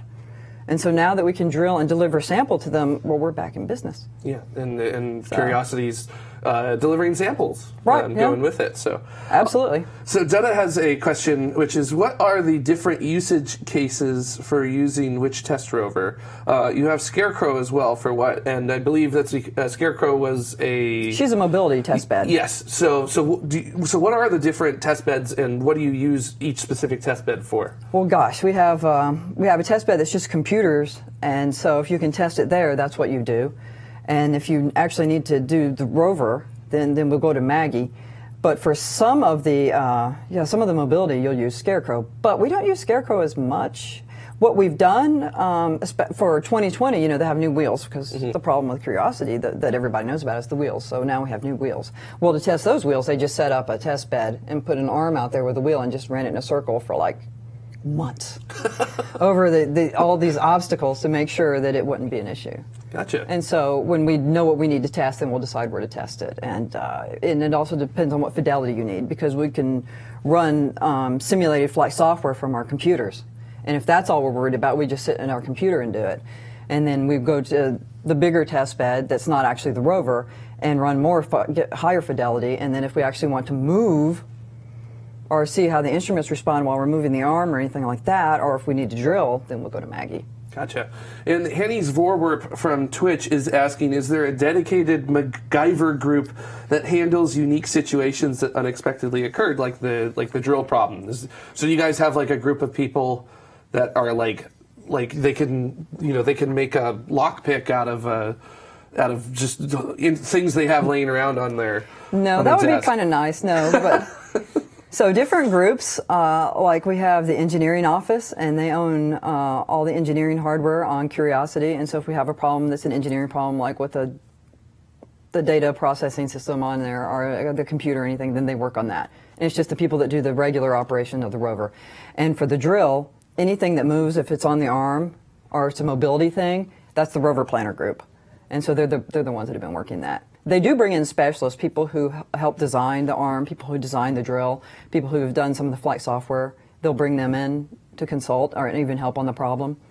But no, it's just the people who regularly operate the rover. Then when it breaks, you figure out how to fix it. Yeah. You don't call the group to come in because they wouldn't know your rover. Yeah. Because each rover and each scientific instrument has what we call idiosyncrasies. So you thought it worked like this, but it really kind of does this. And so if a group that wasn't familiar with it came in, they go, well, this is wrong. Well, no, she's been doing that since day one. And so the people that live with the rover have to try and fix her. Yeah. So St. Alex has a good question, which I really like, which is, are there any experiments that use data from both Opportunity and Curiosity to check on the abilities of each other? So to check on the abilities of each other? Or maybe also just in general, I guess to kind of expand on St. Alex's. You've got science coming from one side of Mars and science coming from the other. So so the scientists, there are scientists out there that will use data from both, absolutely. Yeah. And then they don't just use data from both, they use data from the orbiters, like MRO and Odyssey and all those. Yeah. So, you check from the ground to make sure that the assets in orbit are I guess, correct. Well, I mean, we've got so many, spacecraft at Mars that to get the full picture, you need everything. And MRO also helps us because, she images Mars, and that's how we plan our strategic route where we're going to drive, is by the images that we get from her, and the data, too. Because she'll say, there's an interesting stuff over here, look at this result we've got, and then we'll go, let's go look and see what that looks like on the ground. Yeah. So Wicked has a question, more a request, or maybe even a demand, which is, can we get to 2020 already? So here you are, Internet, where we aim to... We're not ready. Yeah. We're just not ready for that yet. Yeah, we're still 18 months away from 2020 to Wicked. So, but obviously Mars 2020 is the next rover. And You are working on that. Right, yes. I'm on the science operations team and the mission systems group, and so I'm helping to create the process by which we're going to operate the rover. And to kind of talk about this, because this is a subject that always comes up when we talk about this, and I believe Mars 2020 is finally going to have a solution to this, which Citizen 15775 is saying, how come there is no microphone on the rover to hear Mars? Well, when you only have so much mass you can put up there, and people, the scientists, they propose all these instruments, and we can only take so many. But now we're going to have a microphone. Yeah, and what are they going to hear with the microphone? You guys have any ideas as to what I they're going to don't. hear? I think it's pretty cool, though. Yeah, I would imagine wind. Yeah, I You'd think probably you'd hear wind. You'd hear the rover itself. Yeah, the arm moving. And yeah, the motors and the things. crunching of the wheel. Well, that would be so that cool. That would be really cool. Yeah, that'd be really cool. Oh yeah, maybe we don't want to hear it. Yeah, we could hear the sound of the wheels going over, and from the crunching, you could figure out the. I've heard the test bed rover driving around, and you're like, oh. Yeah. What are the wheels? What are the They're wheels aluminum. made out of? Aluminum. Yeah, they're okay. Anodized aluminum. Are Mars 2020's wheels going to be aluminum as well? Yes, but they're much different. In fact, I sent you guys a picture of the wheels. Okay. Yeah, this is sort of a. Yeah, there she is. Image. There's your wheels. Yeah. Yeah, and what's the difference on these wheels between Curiosity's wheels? These wheels aren't as wide as Curiosity, because they can't really have more mass than Curiosity. Because when we land, of course, when the rovers are on their way to Mars, they're kind of like this. And then on the way, when they go down the bridle, then the wheels and the arms pop out. And so that creates a lever arm. And if they're way too much, you're going to snap your arm off. And so we don't want them to weigh anymore. So what they did was they made them thinner, but thicker. And you can see that we have what they call the grousers, the little jagged things. So they have a lot more of those, and they're wavy.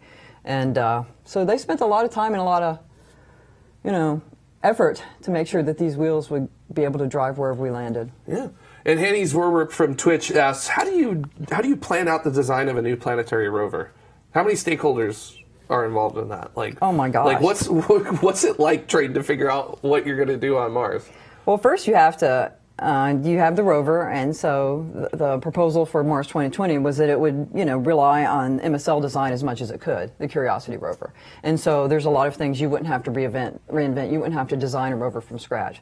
But then you put the proposal out there, or the announcement of opportunity for the science instruments. You say these are our science goals, and then people bid, they propose their instruments, and then NASA selects the instruments, and that process that's magic to me.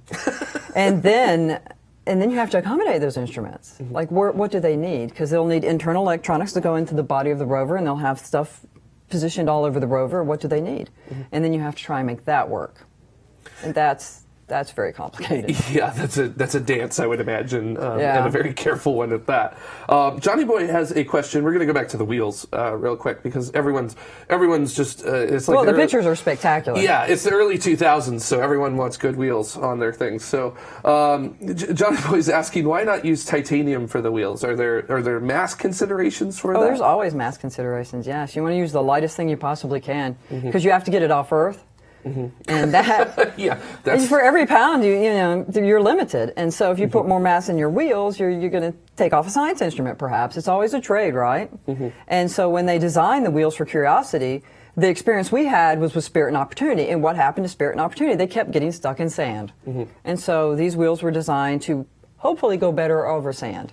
And we just didn't expect some of the terrain that we got. And Johnny's from Twitch is asking, are the new wheels 3D printed? No. No? So they're from a single block kind of thing? I don't think they're, no. Yeah. So are any components on board of Mars 2020 going to be 3D printed? I don't know. So could be, because they have some fancy machining things now. So yeah, I'm not sure. I've been in the shop at JPL, and there's some things it's in there. Massive. But the wheels aren't made at I don't think the wheels are made at JPL. I don't know who's making the wheels. Oh, okay. Somebody out there will know and tell you who's making the wheels. Yeah. So if somebody in the comments will do it, and next week we'll pull it up in our third section of the show. Ben is asking, why not use unobtainium for the wheels? Yeah, we tried to use that, but they used it for all his Marvel movies, so we were out of luck. Vocon's asking, is Mars 2020 the biggest rover yet? She'll be the most massive for sure. Okay. So a little heavier than Curiosity. Yeah, her turret weighs more than Curiosity. I think her body weighs more than Curiosity. Okay, and Astro YYZ is asking, is the EDL for Mars 2020 going to be like Curiosity? So Exactly. EDL being entry, descent, and landing. Yeah, it'll be exactly like it. And hopefully it will work as well. Yes. Is there doubt, or is there... Well, you know, whenever you go to Mars, Mars is difficult. Mars sometimes punishes you for even trying to come and visit her. So, you know, when you launch, I think the scariest time for a mission is launch. Because you have no control. You spent all this time building your spacecraft, and then you hand her to someone else and says, please put her up into space. And then, you know, these rockets are just huge, and there's so much propellant in them, and it's nerve-wracking. Will she get up there? Will the payload fairing separate? Will everything work so that she's exactly where we need her? And then the second scariest time is either orbit insertion for an orbiter or landing for a lander. I mean, there's just... That's where most things are going to go wrong if something's going to go wrong. Yeah. And they're the most complex, and they're the most unforgiving. If we're just driving along and something goes wrong, the rover can stop. If something goes wrong during EDL, that's it. It's a big, game over. It could be. Yeah. So, and Lance is asking, is the mass limit due to the sky crane? Is that kind of the consideration? No, it's a for launch it? vehicle. Oh, the launch vehicle. Got to fit inside the launch vehicle. Okay. And is Mars 2020 doing an Atlas V again? Okay, so Atlas V in the 541 configuration. I think so, yes. 5 meter payload fairing, 4 solids, and a single engine Centaur upper stage. So fun stuff. So, and that answers Sarge Enzyme's question, which is who's launching the 2020 rover? United Launch Alliance with their Atlas V, I guess same flavor of rocket that Curiosity. I think so, yeah. I know it's an Atlas V. Flew on. So, yeah, really, really cool stuff. Tarantula's asking, sorry if I missed it, but is there going to be a name for the 2020 rover? Yes. Do you know how the rovers are named? Usually they go ask school, like they have school kids propose them, right? Yes, they have the school children propose them, and it's a contest, and so they'll write an essay on the name and why they think that's a good name, and then there'll be a selection process, and then there'll be a winner. And that last time for Curiosity, I think the girl who won actually got to come to JPL and visit Curiosity in the what is that called where we build them? Oh, the spacecraft. The high bay. In the high bay. Spacecraft assembly facility? Yeah, in the high bay. Yeah. In the clean room. That's it. That's what I was looking for. Clean room. There you go. And so I think she actually got to sign her name. Wow, on the rover? I think so. And that's next year. Next year for Mars 2020. Okay, I'm a little jealous of a child now. Shiny Pulsar Star is... our name? We'll go to JPL. I don't even get to sign my name. Yeah, I don't think... They don't even let the engineers sign their names. We wouldn't do that. Oh, I'm sure you would. JPL and Morse code on Mars. Well, it's different. You don't autograph your children, Ben. I do. So Shiny Pulsar Star is saying that they're nervous about the sample return part of Mars 2020, which is the caching of things. We've never sent a tiny tube from a planet back to Earth. So kind of tell us a little bit about what's going on with that. Well, we have a nice sample caching system that's going to be on our rover, and so what we're going to do is in 1 or 2 depots, we'll make all our samples and we'll drop them in the depot and then hope something else will go and get them and bring them back. They won't come back on their own through space. Okay, so we're going to have to send another mission to go back and pick these things up. Go and collect them. And bring them back and then launch them, which is scary. Yes, very scary. And then have them do EDL on Earth, which I guess is another scary bit. Yeah, but we've done that a lot more. Okay, yeah, fair enough. We're used to that, so we're moderately okay at it. Yeah. So now Tawikid's asking, what instrument would you like to see on a Mars rover that hasn't been sent to Mars yet and isn't currently being planned to be sent? Oh wow, that's a good question. What would you want to send? I guess I don't really know. I mean, my favorite are the ones that take the really pretty pictures. The cameras, I mean, that's my favorite. That's some cool stuff. Yeah, and the cameras just keep getting better and better, and so. Yeah, and do you know some of the instruments that are going to be on Mars 2020? Yeah, then I pause and my brain dies. But no, all the instruments have been selected and they're being built. They're being actually delivered later in this year, and we'll start actually putting them in the rover. But we have, of course, cameras. We have Mastcam Z. Our Mastcam is Mastcam Z because it has a zoom. Which the Mastcam on Opportunity and Curiosity does not. So we'll have some of the same things. We'll have a navigation camera. We'll have HAZ cams. We'll have RimFax, which will hang off the back of the rover, which is really cool. It's a radar that'll look in ground penetrating radar, and so it'll do that.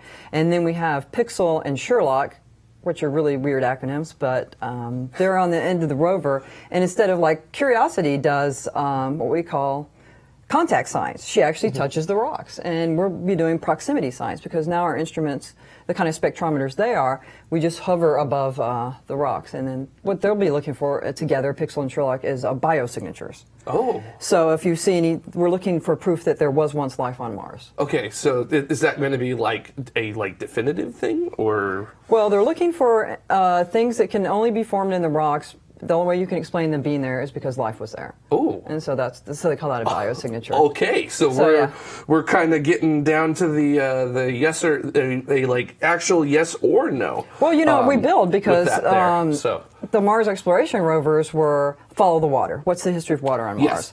And then Curiosity's like, we're landing in Gale Crater. Was Gale Crater ever habitable? Could it have ever had life? Yes.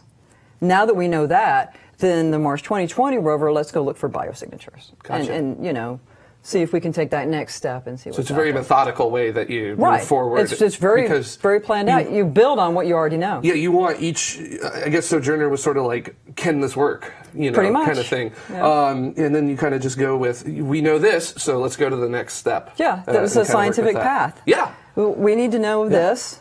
Oh, now we need to know this, and now let's look for that. Because if you look for this before you know this and this, you could just be wasting your time. Yeah. And Destructor 1701 is asking about what kind of upgrades Mars 2020 is going to have compared to Curiosity. So what are some of those things? Well, the one thing is the wheels that I showed you guys, or that you showed, and we have a helicopter. Yes. That's a demonstration. It just got funded, too. Yeah, we've known about it for a while, but we didn't know if it was like a go.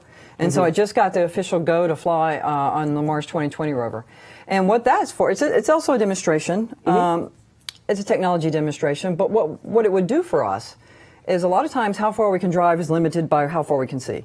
And so if we're in an undulating, surface and we can't see very far, there's a hill in front of us, then instead of being able to like drive 100 meters, we have to drive 10 meters up to this hill. And then, because at the end of every drive, we take post-drive imaging. And that post-drive imaging is how we plan our next drive. And so we can only drive where we can see. And if there's enough divot, enough missing information, then we can't drive there. And so if you had a helicopter that could go up, they could see the whole terrain. They could see a lot further. And that's what it's hoping to demonstrate. Is first of all, that you can have a helicopter flying on Mars, which would be really amazing. And then second of all, that it could work with the rover. Yeah. And Corkspin is asking, has there been a landing site selected for the Mars 2020 rover? No, they're down to 3. And I think, I don't know when the next landing workshop is. It's sometime this summer, maybe July. And so hopefully they'll come down to 1 then. But that's no guarantee, but hopefully. Yeah, and then after that, they gotta kind of duke it out a little bit, I want this landing site. No, I want this landing site. Well, they've already had several landing site workshops to get it down to 3. Okay. So they've been working on that for a long time. Very, very cool. And because the landing site not only has to be a place where we, can fulfill our scientific objectives, it also has to be a place we can operate the rover. Yeah, and do that safely as well. So, and also land it too, because there's right. But that's another upgrade that we have. We have a much more smart landing system. A smarter landing system? Yes, because before, our landing ellipse was huge. And so when Curiosity landed, she was a long way from where she really needed to be. And so we had to traverse. And so hopefully with this new landing, radar and intelligent system, we'll be able to say, oh, look, there's bad stuff here. Oh, here's a good landing site. And so our landing ellipse will be smaller and we can land closer to where we really want to be. How does it do that? It's magic. It's magic? The magic of engineering. Well, JPL's magic. So, well, actually, I give you a slide on that too. Yeah, I think there's imaging systems on board, right? And they'll compare to Mars Reconnaissance Orbiter images, right? And then steer Mars 2020 accordingly where it needs to go. So, and that was so cool that they're working on that. So, upgrade your EDL. Yeah, and we had landing radar on Curiosity's landing, but that was just to make sure you didn't land, like, oh my gosh, there's something really dangerous with the rover, don't go there. But we're hoping to get much more, pinpoint landings. Yeah, and there were a lot of questions in our chat room about sort of what's the next thing after Mars 2020, like Like, is there an expected continuation, or are we sort of looking at the last rover before people actually land on Mars? I don't know the answer to that. I'm not even sure NASA headquarters knows the answer to that. But the Mars Program Office is hoping there'll be more, because no matter how many people that you can send, that's still a little ways away. But we're working towards that, because you remember on Curiosity we had the radiation detector that measured the radiation that the rover saw from here to Mars, and has continued to measure radiation as we drive around Mars. And on 2020 we have MOXIE, which, if you saw The Martian, you remember the oxygenator they had that made oxygen for Mark Watney and everybody? Yeah. So that's what MOXIE will do. She's a demonstrator, and she's going to try and make oxygen out of the Mars atmosphere. Holy smokes. Yeah. That's slightly important for a crewed mission. It's hugely important. So that's one of our scientific objectives, is to prepare for men to go to Mars. Or women. Anyone, peoples. So, yeah, people, folks. Yeah. So us. Yeah, all of us to go. So. Also, I remember there was a question in there too, as well, about if you guys were planning to do any sort of like rover style missions elsewhere besides Mars. Is there Well, it's been talked about, because, you know, the Navy or somebody has a rover that will drive on the underside of ice. Yeah, it's positively buoyant, so it goes up and it like rolls along the bottom of the ice. It is really awesome, right? Could you imagine sending that like to Enceladus? Yeah, and I was actually at a talk up at Griffith about that, and they were talking about that the water ice meeting area here on Earth is a very biologically rich area. It's like a very important area for life, and they think that might be a way to do it, and that's very exciting to hear that. So. Yeah, there's been all sorts of things proposed, and I'm just not sure what we'll do next, because people have also proposed like a hot air balloon sort of thing for Titan. And you just kind of float along and do your science. Yeah, I think they also sort of gave the go-ahead on a drone. Yeah, that lands like a hexacopter or something. Yeah, it looks really cool. Yeah. So, which is really neat, because Titan's atmosphere is actually thicker than the Earth's. Yeah. So you can actually make something with like smaller blades, and it will still fly just as well. So, yeah, that is so cool. I read that proposal. It's fantastic. Yeah, that's a very really cool, exciting mission. So drones on other planets. Here we go. Yeah. So they're going everywhere now. And I also wanted to ask you too, just about JPL, because JPL's been around a lot longer than most people think it is. Oh yeah. It started back in the 1930s. It was just a bunch of students. You know, they basically almost blew up their dorm room. Yeah. And instead of getting mad at them, the head people in charge were basically like, oh no, go down to Arroyo Seco, this little wash, and go play with your stuff down there. So what is it like working for JPL? What's amazing working at JPL? I mean, you work with so many people from different backgrounds and so many brilliant people. It can be overwhelming at times, but it's fun. It's fantastic. It's amazing, and you never know what you're going to be doing next year. Yeah, and you guys are, as I jokingly say it, but JPL really does make the impossible possible. You guys do things that are just like unbelievable. Well, that's only because they hire some really great people, and people aren't afraid to fail. Yeah. I mean, because that stops you from doing so much. Because people say you can't do that because that's impossible. Well, let's figure out how to do that. That's JPL. Let's figure out how to do that. Yeah, and there is an interesting thing about JPL, which is that if I remember correctly, NASA doesn't technically run JPL, right? No, JPL is run by Caltech. JPL, NASA pays pays Caltech money to run JPL. So we're all actually Caltech employees. Interesting. We're not NASA employees. Well, there you go. So I guess you just sort of work under the purview of NASA. Well, essentially because NASA builds all our buildings and buys all our furniture and stuff, and so. And in return, you give them spacecraft and things. Yes. So it's like a nice deal with you there. It is. It's great. So. I mean, it's fantastic to be a NASA center. I mean, how amazing is that to work at a NASA center? Yeah. But since, like you said, JPL was started before NASA even existed, and then it became a NASA center. Yeah, as Johnny Boy is saying in our chat room, JPL is to NASA what Skunkworks is to Lockheed, with a little happy face there. So, and that I'd say that's a pretty darn fair assessment. So, Kim, thank you so much for coming on today. You're welcome. We're going to wrap it up by doing what we always do with every interview, which is that we ask 4 questions. There are no right or wrong answers to this. Okay. This is all you. This is all your opinion, how you feel about it. So, ready for the 4 questions? I'm ready. Okay, so the first question is, what is your favorite space mission, past, present, or future? My favorite space mission? Mm-hmm. And it could be robotic and crewed. It would be Apollo 11. Apollo 11. So, the one that did it. So. Yeah, but Apollo 12 was probably a lot more fun to be on. Those astronauts looked like they had a lot of fun, and they got to spelunk around a lot longer, and they actually landed next to Surveyor and went over and plunked pieces off of her. Yeah. So maybe I'll change it to Apollo 12. Yeah. That was awesome mission. Okay. Yeah, I agree. It's my favorite Apollo mission, Yeah. honestly. So, all right, second question, and I kind of have a feeling where you're going to go with it because everybody's kind of been saying the same thing with this, which is the second question is human or robotic exploration of the cosmos? Well, for right now, I favor robotic exploration because right now we can do that. We can go more places and we're not as limited. But what we haven't figured out how to do yet is to protect the humans once they get out there because that's not a place we were meant to go. So for right now, I favor robotic exploration, but I would really like to see us expand human presence out there too. Yeah, excellent.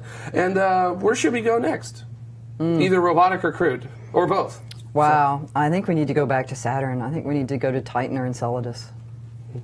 And do some more work there? Yeah, because Cassini found out so much, but we were limited because even though we were there a long time, you know, there was only so many flybys of Titan, and especially Enceladus, far fewer of Enceladus. And it's just, it's already surprised us, and it would be nice to go and learn more. And our final question, which is also my favorite question to ask people, which is, why space? Why space? Because we're humans and we explore. That's what we do. We learn, we expand our knowledge. And I think especially by studying places like Titan, that's kind of a prebiotic Earth, that we can learn more about us. The more we learn out there, the more we know about us. Excellent. All right, Kim Steadman, our systems engineer from NASA's Jet Propulsion Laboratory, thank you so much for coming on the show today. We really appreciate your stories that you said and the swath of your career and talking about that today. So thanks for coming on. Thanks. Appreciate it. And coming up, we have your comments from last week's show. So stay tuned. There's more tomorrow right after this. Science. It both draws us together and tears us apart. Brings discoveries to cure us and threaten us. It is neither good nor evil. It is what we decide to make of it. There is so much more to learn, and we are curious. Together, let's explore the science of tomorrow. So close. Yeah, we were pretty close on that one. So close. So close. Yeah, sit down and we can do this. System glitching. I think I believe JPL is jet propulsion because that's what it was JADOs that they started with, if I remember correctly. So Jet assisted takeoff. yes, yeah, rocket was a bad word back in the day. So I also didn't know that JPL actually did a lot of like Department of Defense stuff, and it really wasn't until much later on that they went to NASA to start doing things. So they were more military than NASA. So that was interesting. Yeah, I mean, There's some cool stuff. Go that way. Center her up a little bit if you can. Sergeant rockets. I'm the only person not wearing an interesting shirt today, and I just feel... I mean, I like that. For you. I feel completely inadedequate. Well, no, I mean, Space Mike. My shoes are bright at least, so...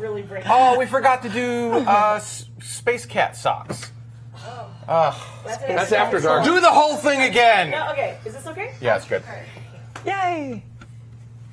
Oh, Jack Parsons. He was a fun guy. All right, coming back on the Yes. Now, before we get into your comments from last week's show, we want to give a huge thank you to our Escape Velocity citizens. And we also want to thank our orbital citizens. And, of course, our suborbital citizens. These people contribute $2.50 per episode, or $5 a month. And, of course, guys, every single bit helps, and we wouldn't be able to continue making any of these shows if it wasn't for you guys. So if you'd like to become a citizen of tomorrow, head on over to patreon.com/TMRO. Now, last week, we had an awesome conversation with Isaac Arthur from, we were talking about humanity amongst the stars and, of course, his YouTube channel, Science and Futurism with Isaac Arthur. And that was on Orbit 11.23. It was a really awesome talk. Oh, yeah, I had a great time interviewing him. So some of the comments that we got were really fun. I was reading through them right before starting the show. The first one comes off of YouTube from Arctland, and he says, regarding Jared's concern, do you really think concerning Europa and Enceladus are better and more interesting candidates for life anyway than contaminating Mars would be for bad science? Would the progress in all other fields of knowledge as a result of getting scientists to Mars as soon as possible outweigh the quick contamination of Mars, which probably can't be prevented anyhow? Also, couldn't people on Mars simply remote control a sample getter via satellite link from the other side of the planet in real time? Because looking at Elon's pace. Oh, sorry about that. I was like, wait. Yeah. Okay. Because looking at Elon's pace, there's not going to be a choice. So that's a bit long of a comment, but yeah, I'm sorry. I broke my own rule of wall text. I should have edited that down. I did. I picked that. I was like, Yep. Yeah, I know. I broke my own rule. It's my own dumb fault. I'm the only one who doesn't follow the rules. No. And that was. I should have trimmed that down. I'm sorry. But that was to you. So Yeah, I think I that was know. to you. Like, Yeah, do you think like planetary contamination or planetary contamination, is it actually that big of a deal? It is a big of a deal, especially if you're trying to find life. If your ultimate goal is to find life and you contaminate where you're trying to look. But didn't Viking already contaminate? No, Viking was to the planetary protection standards that it needed to be. It needed to be. Yes. All right. Those standards that were established in pre-Viking, which Viking essentially caused those standards to be developed. Those standards. Okay. Yeah. Because they were going to they did biological tests with Viking, so that was they made those two landers as absolutely sterile as possible. Because they did not want to have anything work with that. But as sterile as possible and absolutely no contamination are two different things. So sterilization should remove your contamination. Right. So I guess my point is, should is also a qualifier. So Yes. it did. Right. I hear a whole lot of qualifiers here. So it did. There's no contamination of Mars whatsoever at this point. Essentially, the contamination standards are designed to remove as much potential for contamination as possible. So then back to the comment, though. We're putting Elon Musk is putting humans on Mars as fast as possible. Yes. The moment human number one steps foot on Mars, we have contaminated that planet. Essentially, yes. Right. So does it actually matter at this point? Well, if you want to make sure that that you have that absolute sample that really does make it happen, that this is the absolute confirmation that there is life on Mars, you really do not want to have any kind of contamination whatsoever. But unless Mars 2020 or any of the previous orbiters, or not orbiters, orbiters won't help much, landers or rovers, maybe an orbiter could find, I don't know, unless they find something prior to a human stepping foot on Mars, I mean, that's essentially it, isn't it? From that moment forward, you kind of can't trust any of your samples anymore. Essentially, the steps that have been taken in order to sterilize, decontaminate, and make sure that these spacecraft that we land on the surface of Mars are as clean as possible. We've done it as best as we can. We also have there's also the advantage of the fact that you're flying through space in order to get there, so you don't, you're in a hard vacuum, you get radiation, all that other fun stuff. And also, Mars actually shouldn't really be too conducive of a place for a vast majority of the life here on Earth and what it needs and its things in order to actually work with that. So we've done everything that we can in order to make sure that we have done. But I don't think that's really the point. So I think what they're getting at, we're spending way more time on this than I thought we would. Right. So I think the point is, look, we're going to contaminate Mars. Yes. That's going to happen, and it's likely going to happen sometime. We leave trash everywhere we go. I mean, there's still poop on the moon from Apollo. So. that might be the shirt for the show. I'm just saying. There is. So instead of looking for life on Mars, because we're going to contaminate it soon, right? We're hitting the end of the ability to realistically search for life. Despite, like Vax in the chat room is saying, I disagree. You're only contaminating a very small area of the planet. Keep some Yes, the area around that you're going to take the samples at, though. Yeah, I mean, I think at that point we're splitting. You're contaminating the planet. So maybe we should stop trying to use Mars as a bed for looking for Earth and move instead to maybe something that's a little more interesting, like Europa, or someplace where we're not actively trying to put humans on Europa right now. Europa, Enceladus, maybe Titan. Sure. Titan's a big shrug up in the air. There's some more interesting things to be said for life on someplace like Europa, although also very hard to potentially get to. So why don't we focus on those areas instead of Mars at this point? Because I think it's more sort of why not all of them? This should be around. This is a way deeper conversation. I think is possible. I mean, I've only been asking. This is good. The commenter asked Jared, but let me swing it back this direction. Okay. I mean, I know it's directed towards Jared. So I know, but who cares? I mean, So what do you think? I mean, I just feel like regardless, we're going to be getting people, off of Earth into another planet or even on a moon or whatever it is, wherever we go. So it's going to happen. I know that we have really high sterilization levels and different things that we have to do, protocol. And I think that's great, especially for having robotic missions strictly on these planets so that we can collect samples, so that we can know what's there before we arrive. But I think regardless, if we're going to end up somewhere, and you think about it too, Earth has been contaminated by elsewhere in the solar system. We've had collisions a million times from, asteroids a long time ago, and now there's constantly space debris entering into obviously Earth's atmosphere and onto our planet. So wouldn't we also, in a sense, be contaminated from elsewhere? So aren't we all sort of part of a big contamination itself? Yeah, aren't we in and of us the actual original galactic contamination? And then you think about it too, what really is the term of contamination if we all are essentially made of the same exact elements? We can't really contaminate what we're made of. So that's just my kind of outlook on it. I know I understand that if we go to Mars, maybe there's certain things they don't have that we have, but that it doesn't have, the planet doesn't have that we don't have. But I still, regardless, I think that if we're going to be going there one day, it's going to happen. I just, as far as the main worry that we should have as far as getting humans there is if disease was to start. That's, I think that the next level, but that's far in advance. I think right now there's not too much that would happen because we haven't found any bacteria and we haven't found any parasites, we haven't found anything. So I think that there's not really too much of a concern. But until I think the first most important thing is to collect those samples from whatever the rovers are that are on there, whatever landers we're going to have, arriving there, and continue research, and then obviously get humans there. So that's that window's shrinking. What I'm saying. It is. So it is, yeah. But anyway, okay. So I think we should move on. Well, wait, hang on. Before you do, and I know this is your show. Space Mike, your turn. Mike, yes. Your opinion on that as well. Okay. We have no audio. We I have don't hear you. a silent Space Mike. Hold that thought, Mike. Sorry, what's going on here? There you go. There we you hear go. you now. All right, one more time. Okay.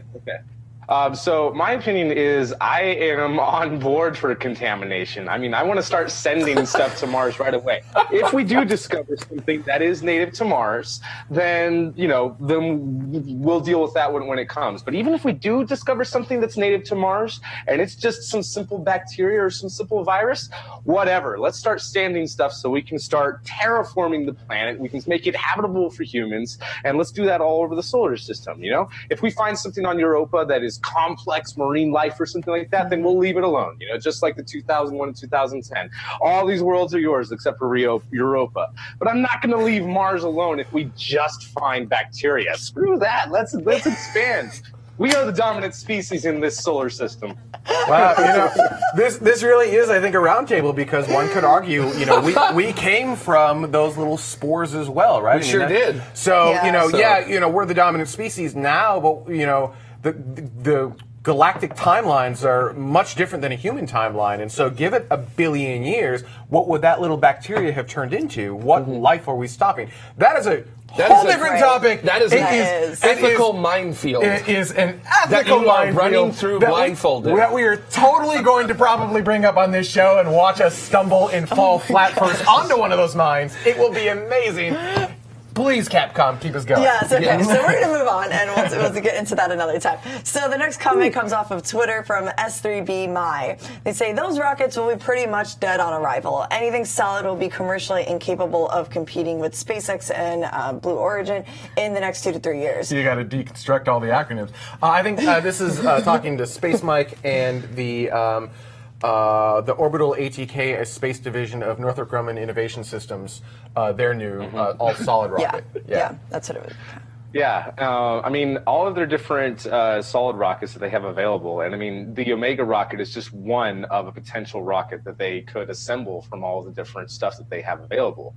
And I think they haven't, as far as the Omega rocket, they haven't put out any prices yet. But as far as like the Minotaurs and Pegasus rockets, I mean, they're still Pegasus is going to have to start competing with like Launcher One and all that sort of stuff. But I feel like there's still a strong enough of a big business case for these solids for at least a couple more years. Once SpaceX gets down below the $10 million range for launches on a Falcon 9, then sure, then I would agree with you that solids are dead on arrival. But I think it's going to be a little while before SpaceX and Blue Origin have a monopoly, so to speak, as far as launch prices go. Duopoly. So I think that the pricing, duopoly, yeah, thank you. I think that the launch pricing is still going to have a very strong effect on the industry for many years to come.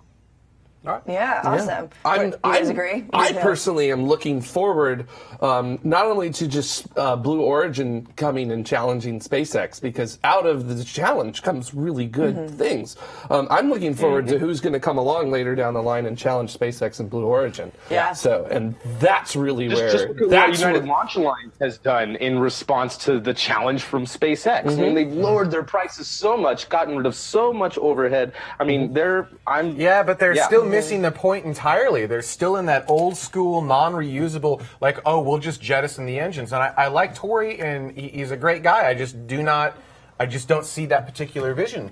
I don't know. I will say that I don't know if it's going to work, and that's why I'm okay watching these companies roll the dice to see if it is going to work. Because just because that's the method that they use doesn't mean that they're not going to still be viable after that. That's fair. We've reusability of any kind was not something in the commercial sector at all. It's been sort of exclusive to shuttle, and then that's. Yeah. Then we can have a round table about that as well. So refurbishability, not reusability. Or as I say, reusability or learning how to do reusability the wrong way. So, sometimes you have to do that. I think what sets the companies apart is a little bit about what Kim talked is the new space companies that take the approach of failure is an option. Let's try it. Let's not try to fail, but let's be willing to fail and learn from it. And that's the important thing, is if you fail, you have to learn, otherwise it was useless. There is a willingness to fail over and over and over again, but get a little bit better each time. Yeah. And a lot of the old companies are not willing to do that. And I think might be where I draw the line, is if you're not willing to try new things and fail at it, then you're going to be stuck with what you've got now. You will not... that's what you've got. You can't exceed beyond that. Yeah. Whereas the other companies will have, they can do incredible things that you can't even dream of today. Yeah. Yeah. That brings up a really good point in the chat, actually. Sorry. He says, look at the sheer number of different airplanes that were developed in the early days of NACA and NASA, and see who survived. There were a lot of companies that figured out what didn't work, and I don't think it's been fully explored for rockets just yet. And I completely agree, which is why I think this is great as far as what a lot of companies are doing with trying to make it more like airplanes. I feel like with rockets, we're sort of in the 1910s of aviation right now. Yeah. Sort of the late 1910s. That's a good way to look at it. We've got a good idea of how it works, and we're tinkering with different things now. And we're sort of starting to get into that time where the NACA is starting to come in and really start to change how things are doing, because they're the ones who brought in the ideas of wind tunnel testing and things like that. And that was revolutionary to aircraft during that time period.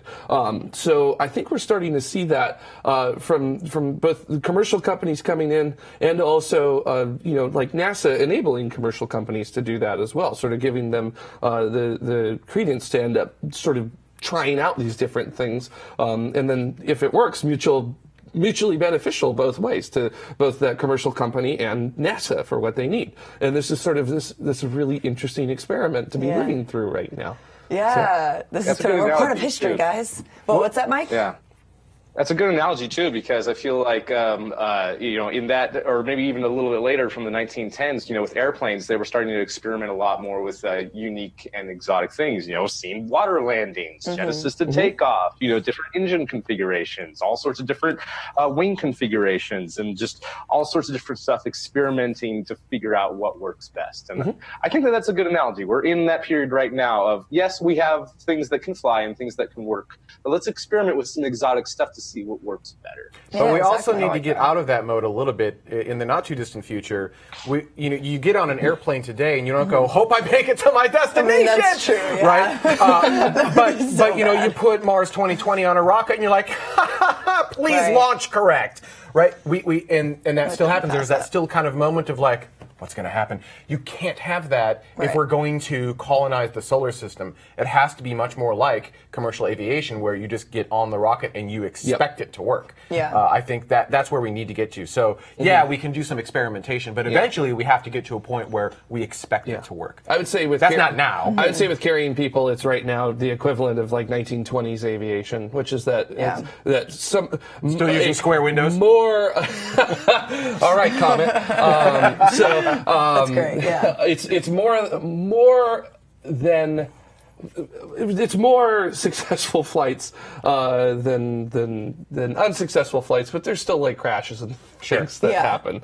So we're still cutting our teeth in how things should be working. So yeah, exactly. Alrighty, awesome. Next comment comes off of YouTube from Preston T. Crow, and they say, "I love the discussion about how space is inclusive for all people. I would even expand that to all of science. I am a science teacher at a charter high school for the performing arts. My students are not focused on science, but I tell them that orbital colonies will need live music shows. I tell them that they could be the first movie director or film a movie entirely on the surface of Mars. Space and science needs everyone." Absolutely. And I love that. That is like super exciting. I remember everyone got super stoked in like 2013 because Lady Gaga actually announced that she was going to be the first musician to perform in space. I know that, unfortunately didn't get to work out just because of where she was going to fly on.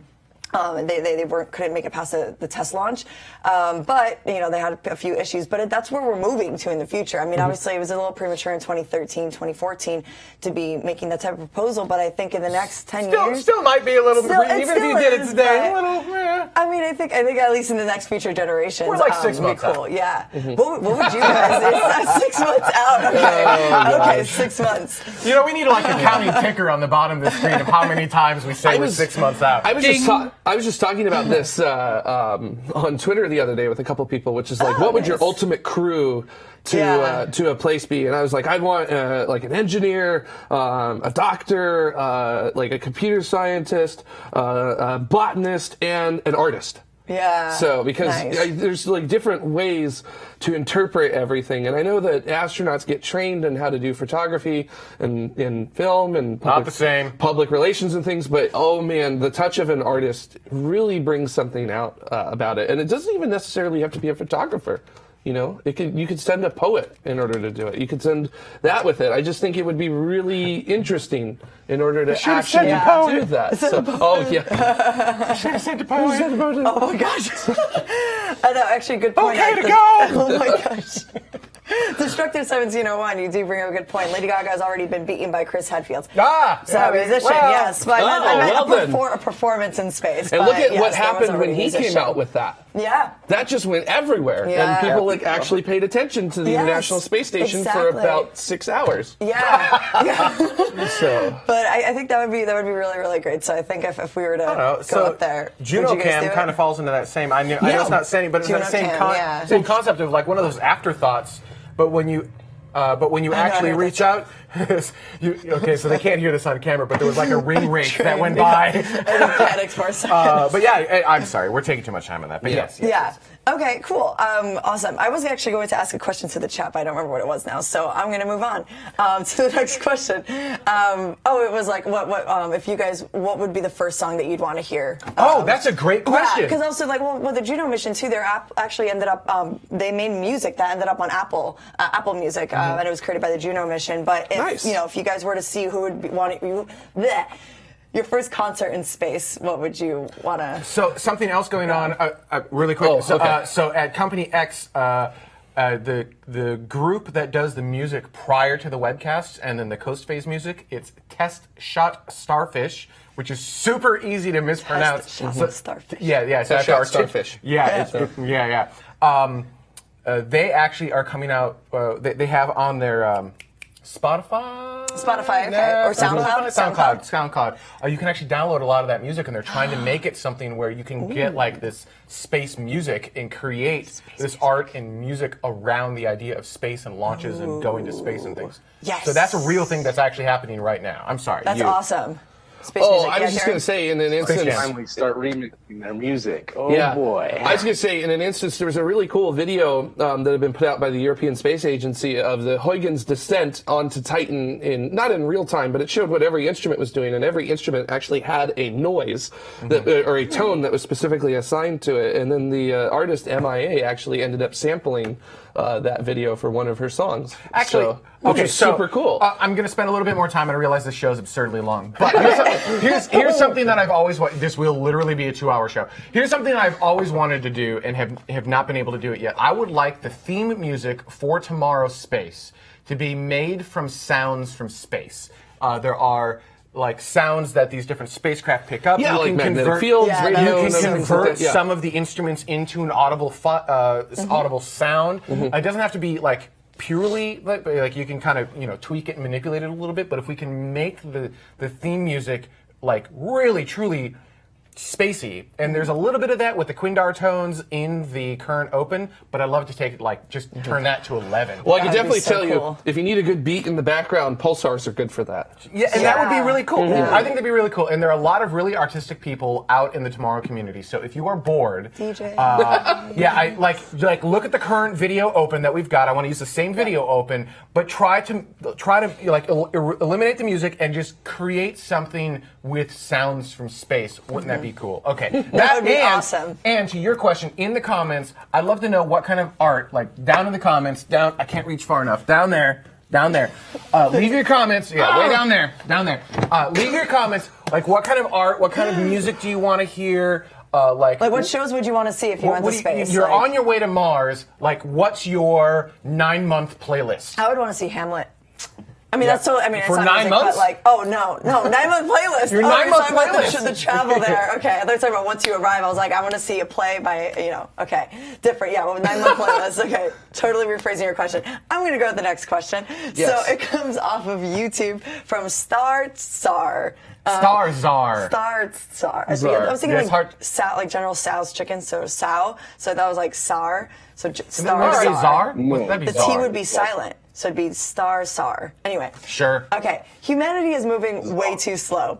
The prospect of never beholding the stars haunts me. It haunts me too. It makes me worried that like we'll never we're haunted. I mean, what if we never? I don't think we'll ever not make it to obviously moving to that point where we actually can do we're working on it. Yeah. So. We're working on it. I see it happening. I mean, I don't know if they're referring to like interstellar travel, which is. I mean, you guys, what are your opinions on Best that? of luck. Best of luck. That sounds like to me. Yeah, that's not our lifetime. At least humans. Our lifetime. I mean, realistically, and I hope I'm wrong, but our lifetime is Mars. It's 10 to 20 years. Humans on Mars, and I think actually in that same exact time frame, humans on the moon. I feel like that's realistic / 6 months out. Yeah. Yeah. Awesome. Ding. Ding. Was that you or you? Who did the ding? Was that you? All right. Thanks. Yeah, awesome, cool. So I'm going to go to then our last comment here. Comes off of YouTube. Comes from Luke's Day Off. Glad you have a day off, Luke. Yeah. Okay. I want one. He says, nice, didn't know you guys, but thanks to Isaac, I am now a sub. Sweet. Welcome, Thanks for Luke. subscribing. Thank you, Luke. Thanks, Luke. And thank you to everyone who's coming over from Isaac's channel. We're glad to have you here. I hope you enjoy the shows. It was a lot of fun having Isaac on. That was awesome. And thank you to Isaac. He did a little promo for us at the end of his last video. That was really nice of him. We didn't need to do that, but I appreciate it. That was really cool. Like on Facebook and everything too. Oh, yeah. That My was awesome. gosh, thank you, Isaac. Yeah, so this has been a great show. This has been really awesome. And so before we go, I want to give a big thank you and recognize our ground support citizens. So these people contribute $1 per episode or $1 per month. And of course, guys, every single bit helps. And we wouldn't be able to continue making these awesome shows if it weren't for you. So if you'd like to become a citizen of tomorrow, head on over to patreon.com/TMRO. Now, next week, I'm super excited for this. I'm going to be interviewing Dr. Charles Liu, who's an astrophysicist at the American Museum of Natural History in New York City. He actually That's how you have to say that. I have to. New York. Oh man, he's doing so many awesome things. He actually was my mentor when I was doing research at the Hayden Planetarium, and he works primarily on observational galaxy evolution, usually mainly star formation histories of field galaxies, and it also includes the spectrophotometric study of starburst galaxies, which are really, really cool, and post-starburst objects and colliding, merging, and interacting galaxies. And of course, also in his free times, he does quasar hunting, which is pretty cool. Which is a thing normal people do in just free a time. hobby. It's just a It's thing. like It's just a hobby. It's just like, I had some free time, I'll search for a quasar. It's a thing I do. It's the best. Oh man, When I he's get so bored cool. and I need to go to sleep, I just, pull up some data and hunt for some Look quasars. for quasars, So, yeah. I call a There's- grad student. oh, I'm just like, man. hey, Yeah. you got any data? Seriously, there's so many websites where you literally could be like Got hunting any this data, stuff on man? your You own. got any It's data? awesome. Need the data. Oh my gosh. Well, anyway, on that note, thank you so much, guys, and we will talk to you guys soon. And if you're watching live, we have After Dark right after this. After Dark. Okay, bye.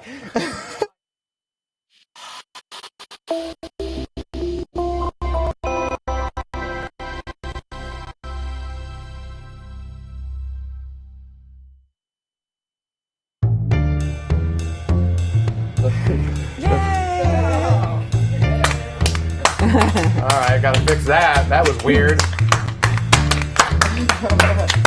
That's fun. Children. Oh my gosh, I need to lower the volume on this. Children. And if you think my clapping is loud, you should sit next to your shirt. Oh, hey, been here all night. Whoa. And I cleared. Yay!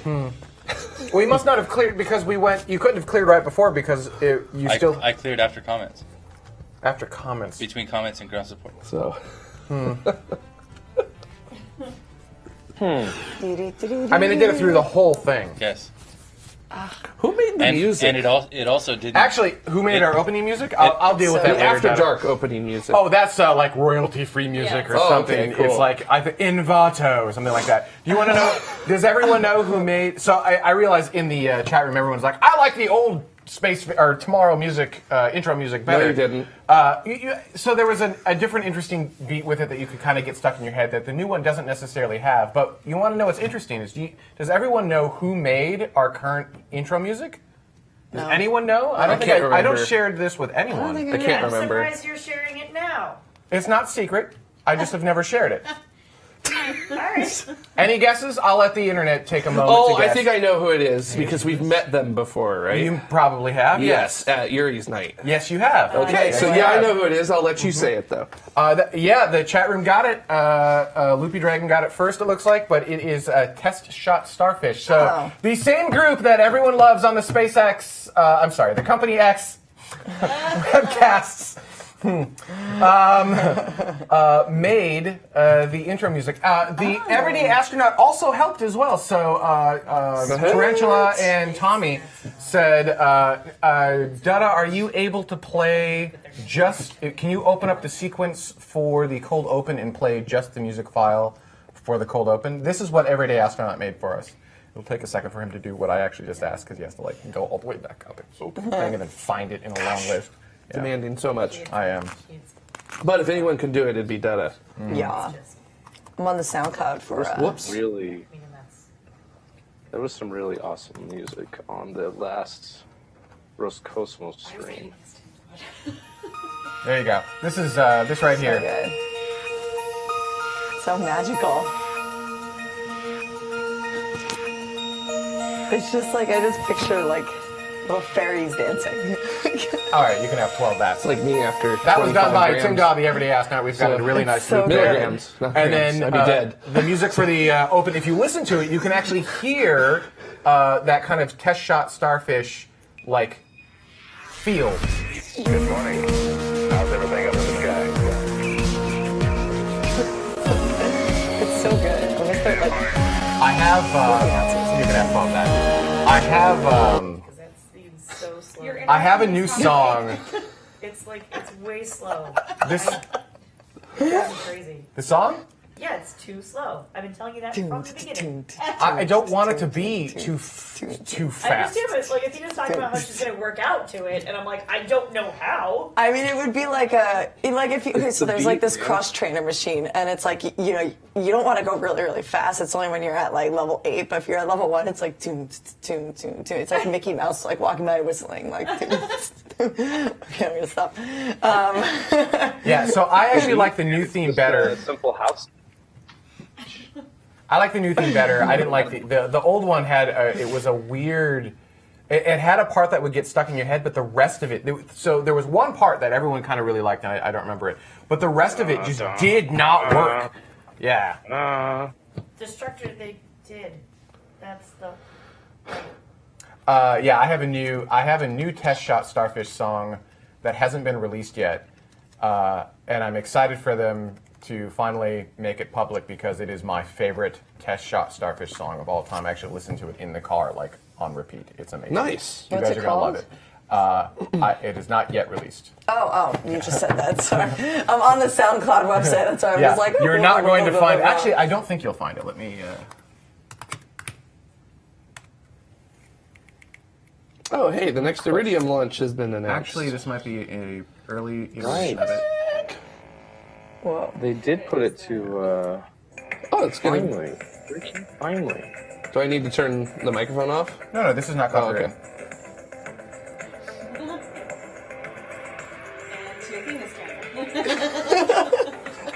It's so similar to that. good. It's similar to that, but like that's keep not listening to that's it. not the version. Yeah, I like test shot starfish quite a Like bit. I just picture a starfish dancing. As much starfish, all of you. Starfish. I love starfishes. They're just so great. Starfishes. You've Fishes, seen Charlie the fishes, Unicorn. fish. You've seen What? Charlie the Unicorn, yes. I have, yes. Well, Starfish here. love you. Yeah. Okay. Wait, no, what? No. There's only like 5 episodes to. I've only seen 3, so. All right, we can't air. We can't air it here. No, it's blah, okay. blah, I'll blah, watch blah. it later. All I've right. seen 3 episodes. Yeah. So they're asking now, as we're just going into whatever. Is Kim still here? Yes. Would you mind coming back on and answering more? You don't have to. Oh. It's totally. All I right. can do that. So I will get out of your hair. Okay. I'm gonna go do video admin-y things. Do I need this little thing? If you want to hear Mike, then. Yeah, if you want to hear Mike. So, yeah, come on in. You know what? You guys go right ahead. I actually do have to go, unfortunately. Okay. I would love to stay, ask a whole bunch of questions, but I'll roll a hologram back out. All right. Well, good to see you, Mike. Well, just submit your questions. all right. Well, great show today, guys, and awesome interview. So thank you. Yay! Bye! Bye. Bye, Mike.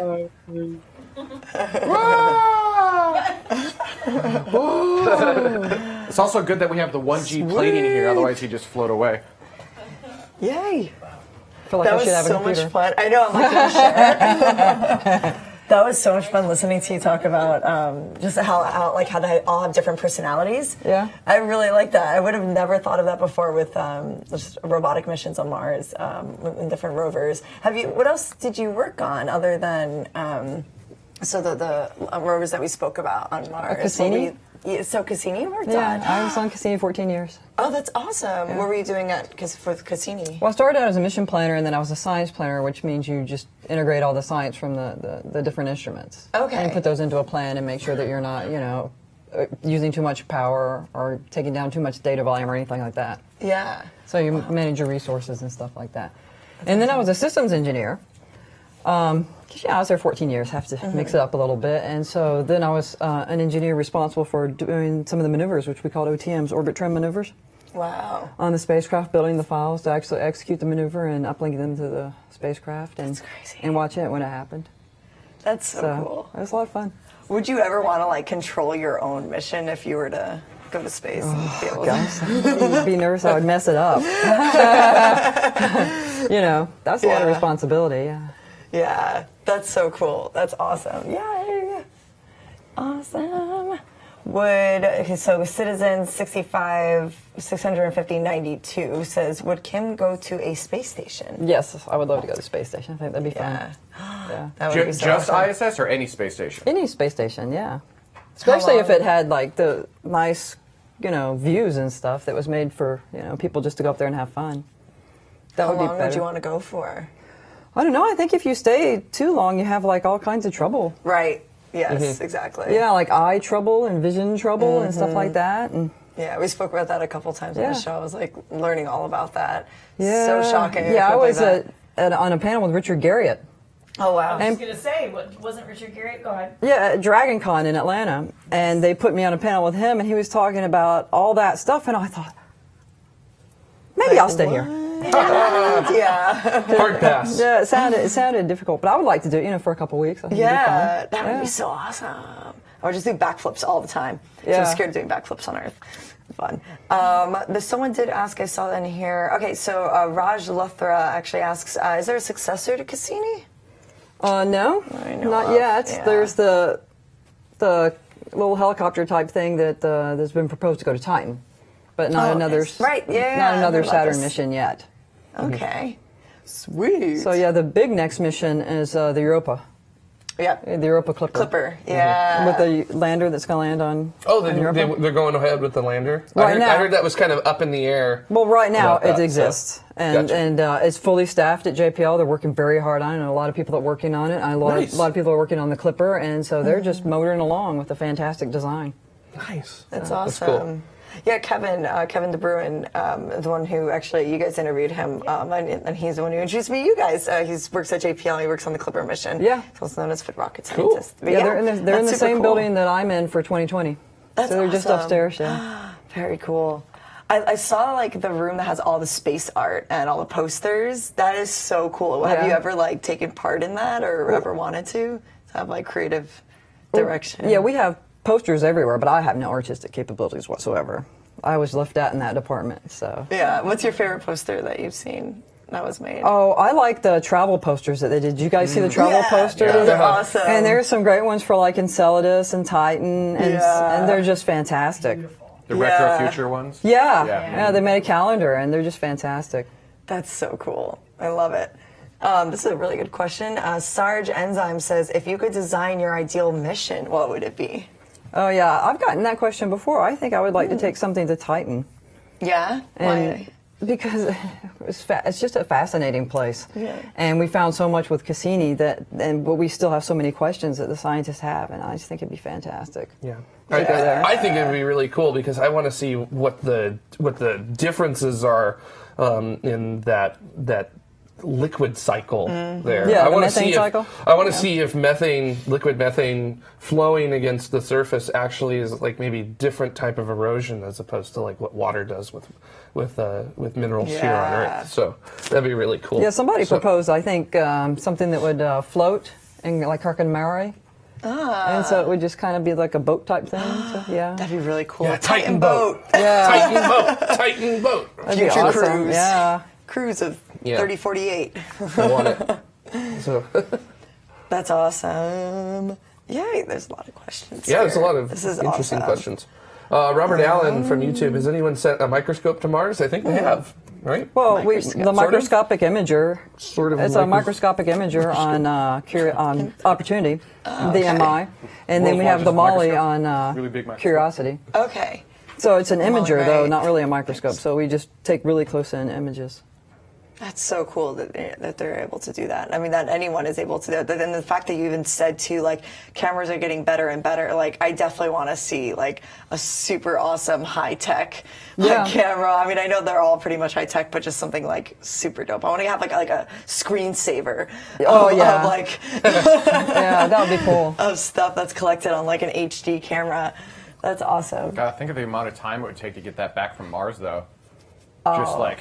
But then computers would be great by then. It's the bandwidth. It's not the computers, right? We have to get it back here. Yeah. And so all the Well, it would take a long time. well, all the science data from the rovers goes up to an orbiter first, and then gets sent back to Earth. Oh, okay. So, yeah. So how long has it taken then for the last images to have been received? Well, it just depends. Usually, if it's decisional data, we get it within a couple of hours from when we send it Okay. up to them. But other data, because all the data's got a priority number.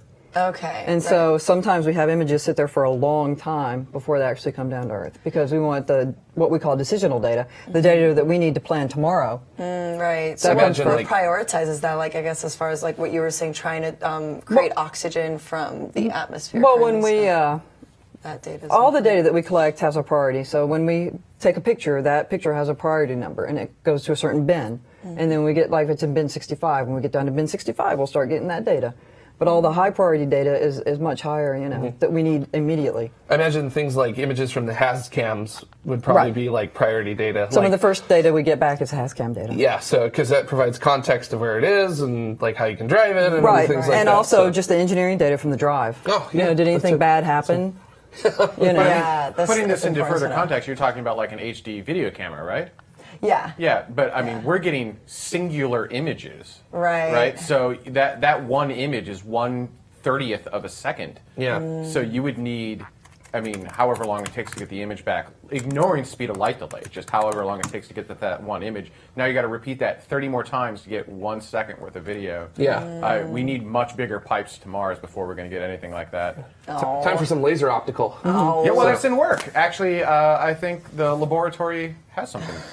Well, I know they did it on What are you talking about? I know they did laser optical with Laddie back in 2013 when it was in orbit around the moon. They did something like 750 megabits, per second from the moon, which is that's pretty darn good. Mars is a little further away though, just a little pinch. Just a little bit. Well, and the problem is the Deep Space Network, they only have so many dishes, and there's lots of space missions, so it's always a competition to get time to get your data back. Yeah. Yeah, that would be an interesting episode to do something on the Deep Space Network and how that works. It'd be great. Wouldn't it be great if like someone developed a new deep space communications network that didn't rely on ground stations here on Earth, but instead of objects in orbit? Yeah. So you could have pinpoint, Mars. I mean, you still got to get it to the ground, but like Mars to Earth, How about kinda, that? almost like an Aldrin cycler type thing, but for data. Huh. Oh, if only there was a company working on that right now. Well, I don't think there is. Is there? So. No, I don't. I really don't think there is. I know there are companies working on like ground station type things, but as far as I know, there's no one doing like actual orbiting, like cycling type. Well, I know, like in the early 2000s, there was like a Mars telecommunications orbiter mission that was like going to be a dedicated orbiter to just stream, just shoot as much bandwidth as possible, but they ended up canceling that, if I remember correctly. So I want more Martian bandwidth. Yeah, Yes. more bandwidth. So do Need I. screensaver. Also, you can get the raw images as well as soon as they come off of the That's what I rover, love so much about the website. Yeah. It's so good. It's really just, you cool. have all I these just raw pulled it up, and images. I'm going to look at things. That's so as soon as awesome. it hits the ground, it goes up on the website. Cassini was like that too. Hand lens imager. Let's see. Sol number. Oh, it looks like they're taking photos of the deck. That was a selfie. So maybe just seeing how dust is doing. No, it's a selfie. Oh, they're taking a selfie? Yeah. Oh, okay. Cool. Well, I mean, if anyone would know what they're doing right now. Well, you can look at it and tell it's a So- selfie. The selfie's always look. See, he's looking at the. Yeah, it's a selfie. I want to see this. That's so cool. Wait. I'm gonna drop the link, the overall link for it into the chat room so that folks can. Yeah, if you folks ever can see take me a on look. Twitter and I tweet a picture, So- this is where it comes from. It comes from the public website. The raw images Cool. go right there, That's and so that's awesome. that's totally a selfie. That's so cool. What's the mass cam? What did the mass cam look at yesterday? Oh, it looked at the drill. This is so the drill site. Mm-hmm.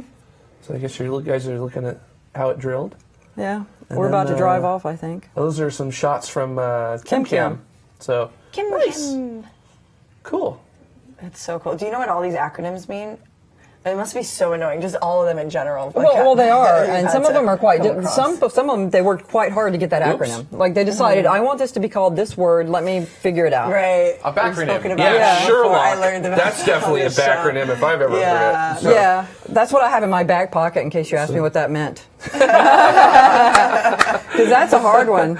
It's a very hard one with big hilarious. words. Big words. Wait, what is Sherlock? What is it? Do you know what it stands for? I told you I have it in my got back to. pocket because I'm like the rest of them I've got, but Sherlock. I I do. It's That's so great. scanning habitable environments with Raman and luminescence for organics and chemicals. Wow. Oh, and Moxie. Mars Oxygen In Situ Resource Utilization Experiment. I want to say, you guys talked about We Sherlock did. and the I remember technology talking involved about in it. I Sherlock want to before. say, so. That's I was like, I long- remember reading that entire word and trying to memorize it. Someone just wanted to say their lander had Moxie. I like Moxie. Obviously, so. But I that's like the the way it simple works. ones, you know, chemistry camera. Yeah. I like that. That's good. Piece of cake. Yeah, that's an easy peasy one.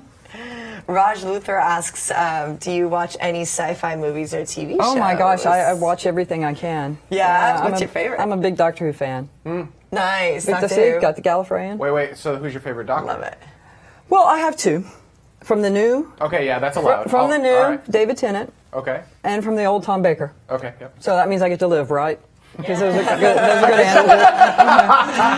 I love it. Because some people take their doctors seriously, but yes, I've watched a lot of TV too. You know, when I was growing up, there's Battlestar Galactica, the old stuff, and Star Wars, Star Trek, everything. You know, Lost Girl, Winona Earp. Have you guys ever seen Winona Earp? Winona Earp. No, I have not. Oh my gosh, So- it's on Sci-Fi. It's Winona oh my gosh, you have to watch it. Season 3 starts July 20th. It's fantastic. I believe it's Siffy now. Is it? It's Siffy, yeah. Siffy. Well, anyway, that Yeah, channel. why did they change that? That's really Probably strange. marketing. It's They wanted because to it's hard get with more sci-fi. just Sci-fi. Yeah. Yeah. They wanted to be their own thing, but It whatever. just looks silly. Yeah. It does. It's Siffy. It's, yeah, anyway. It's a silly place. Yeah. It is a silly place. But yeah, if it's sci-fi, I pretty much watch it. Yeah, what about Nice. Stargate? Someone asks Yeah, about I saw Stargate. Stu just about Yeah. Stargate. Yeah. I love the movie. I didn't see all the TV show though. Yeah. But the movie was fantastic. Nice. I recently actually finally started getting into The Expanse. I've been wanting to watch it for so long, and I've seen a few episodes originally, but now I'm like full on into it. Have you seen it yet? No, I haven't, but I've heard great things about it. The thing is, it So used to be good. easy to keep up with all the sci-fi on TV, Yes. and now there's so much. There's a lot. Yeah. You just have to set off a weekend. I'm going to binge watch this and Yeah. watch that. So yeah, I just Yeah. watched Lost Girl, and that went off air like 4 years ago or something. Yeah. Like I Yeah. finally got to it. That was good though. That was really good. I really liked A it. lot of fun. What about the new Star Trek, Discovery? I have not seen that because you have to pay for CBS, and I haven't done that. Right. Yeah. I haven't done the new Star Trek Discovery either, actually. But I've seen all the other ones. What's your favorite space shuttle? My favorite space shuttle? Yeah. Well, Endeavor. Yeah. Because it's here. Because Endeavor's it's here. here. Sweet. Yes. Just so you know, there The is. shuttles also all have personalities, in case They- that's a question. They do, Yes. and there is a right answer to that question, and the right answer is Atlantis. Why? In case you were wondering. Why is the answer Why? Atlantis? Because that's in the show Because lore. nobody likes Atlantis. That's why. No, because it's built into the show lore now. That's why. Yeah, that's also true. Why did you pick Atlantis? Because no one else Because was picking nobody Atlantis. ever picks Atlantis. Well, Endeavor's the best one, so. Yeah, Yeah. That's hilarious. So. Endeavor's the only one that landed in California. And you can go see it. Yep. Yeah. And that's really cool. Although, have you seen, Endeavor have you seen actually- Atlantis on display at Kennedy Space Center? I have not. Because it's up like this, right? Yeah, oh yeah, and the Yeah. way they bring you in, just the presentation of Mm-hmm. it, just even before you get to see it, is incredible. I absolutely Still recommend to see everyone it. do a shuttle tour. 43.21 degrees. Yeah, So it was 4321. something like that. Yeah. Yeah. So cool. That's cute. Don't baby But me. here they're going to put it in launch configuration with the external tank. Yeah, that's gonna be cool. That's gonna be What's gonna awesome. be really That's exciting is awesome. Yeah. when you tour the Yeah. shuttles, you'll be able to see them in all the different configurations, like in launch config, in orbit config, and at wheel stop at Yeah. landing. You'll be able to see each one. Yeah, that'll be awesome. Yeah. Yeah. That's so cool. I was down at KFC and I actually didn't. It sounded like it said KFC. That's funny. KFC. Kennedy Well, it Space is past Center. lunchtime. And I didn't get to see it. I was so bummed, but that's awesome. You've gotten to see all the shuttles, right? No, the one I've seen is Endeavor. The last time I was in Kennedy, we got to go in the vehicle assembly building, though. Oh yeah, okay, me too. And That's Endeavor so was cool. in there, and they were cleaning her up. But it was so me and two nice. coworkers, and we almost all had heart attacks because we're the VAB.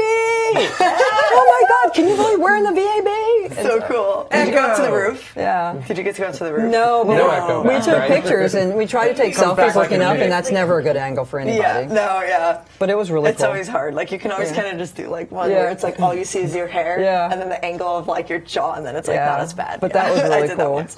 Yeah, that's so cool. I went down there for my very first NASA socials, and they brought us to the roof. I was like, Oh what? wow, that's Yeah. amazing. I didn't know It they was- took people up there. I didn't know either. I did not That's expect amazing. that.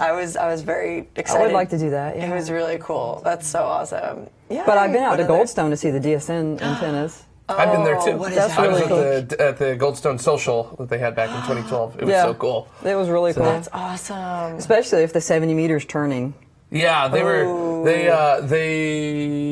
Which one did they do? I can't remember if they did a 30. I can't remember if it was the 34 or the 70, but one of them they moved it all the way down for us to like take photos, and they were like, "You have 90 seconds to take all the photos you want because we have to get it back on the spacecraft."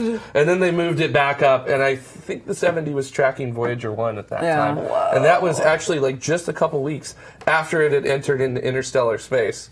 So But they cool. had, they didn't announce it till like further down the line because they want to make sure it was. Imagine how little signal they're getting from Voyager 1 and the reconstruction techniques they need to use to get a viable payload off of that spacecraft at this point. Yeah. That blows my mind. Yeah.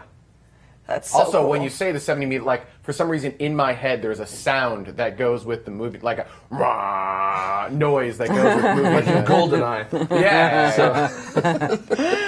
Oh, that's great. Have you ever gotten to travel like internationally to other space agencies? Yeah, I've been to ESA, ESA, what was that like? European Space Agency. Well, they have much better food than we have. Really? Yeah. What? I'm jealous. Their cafeteria is just amazing. They had the white asparagus was in season, and so it was there, so it was Whoa, great. I never Yeah, had white asparagus. that was very good. Strange. It was very good. Well, you need to go to ESA.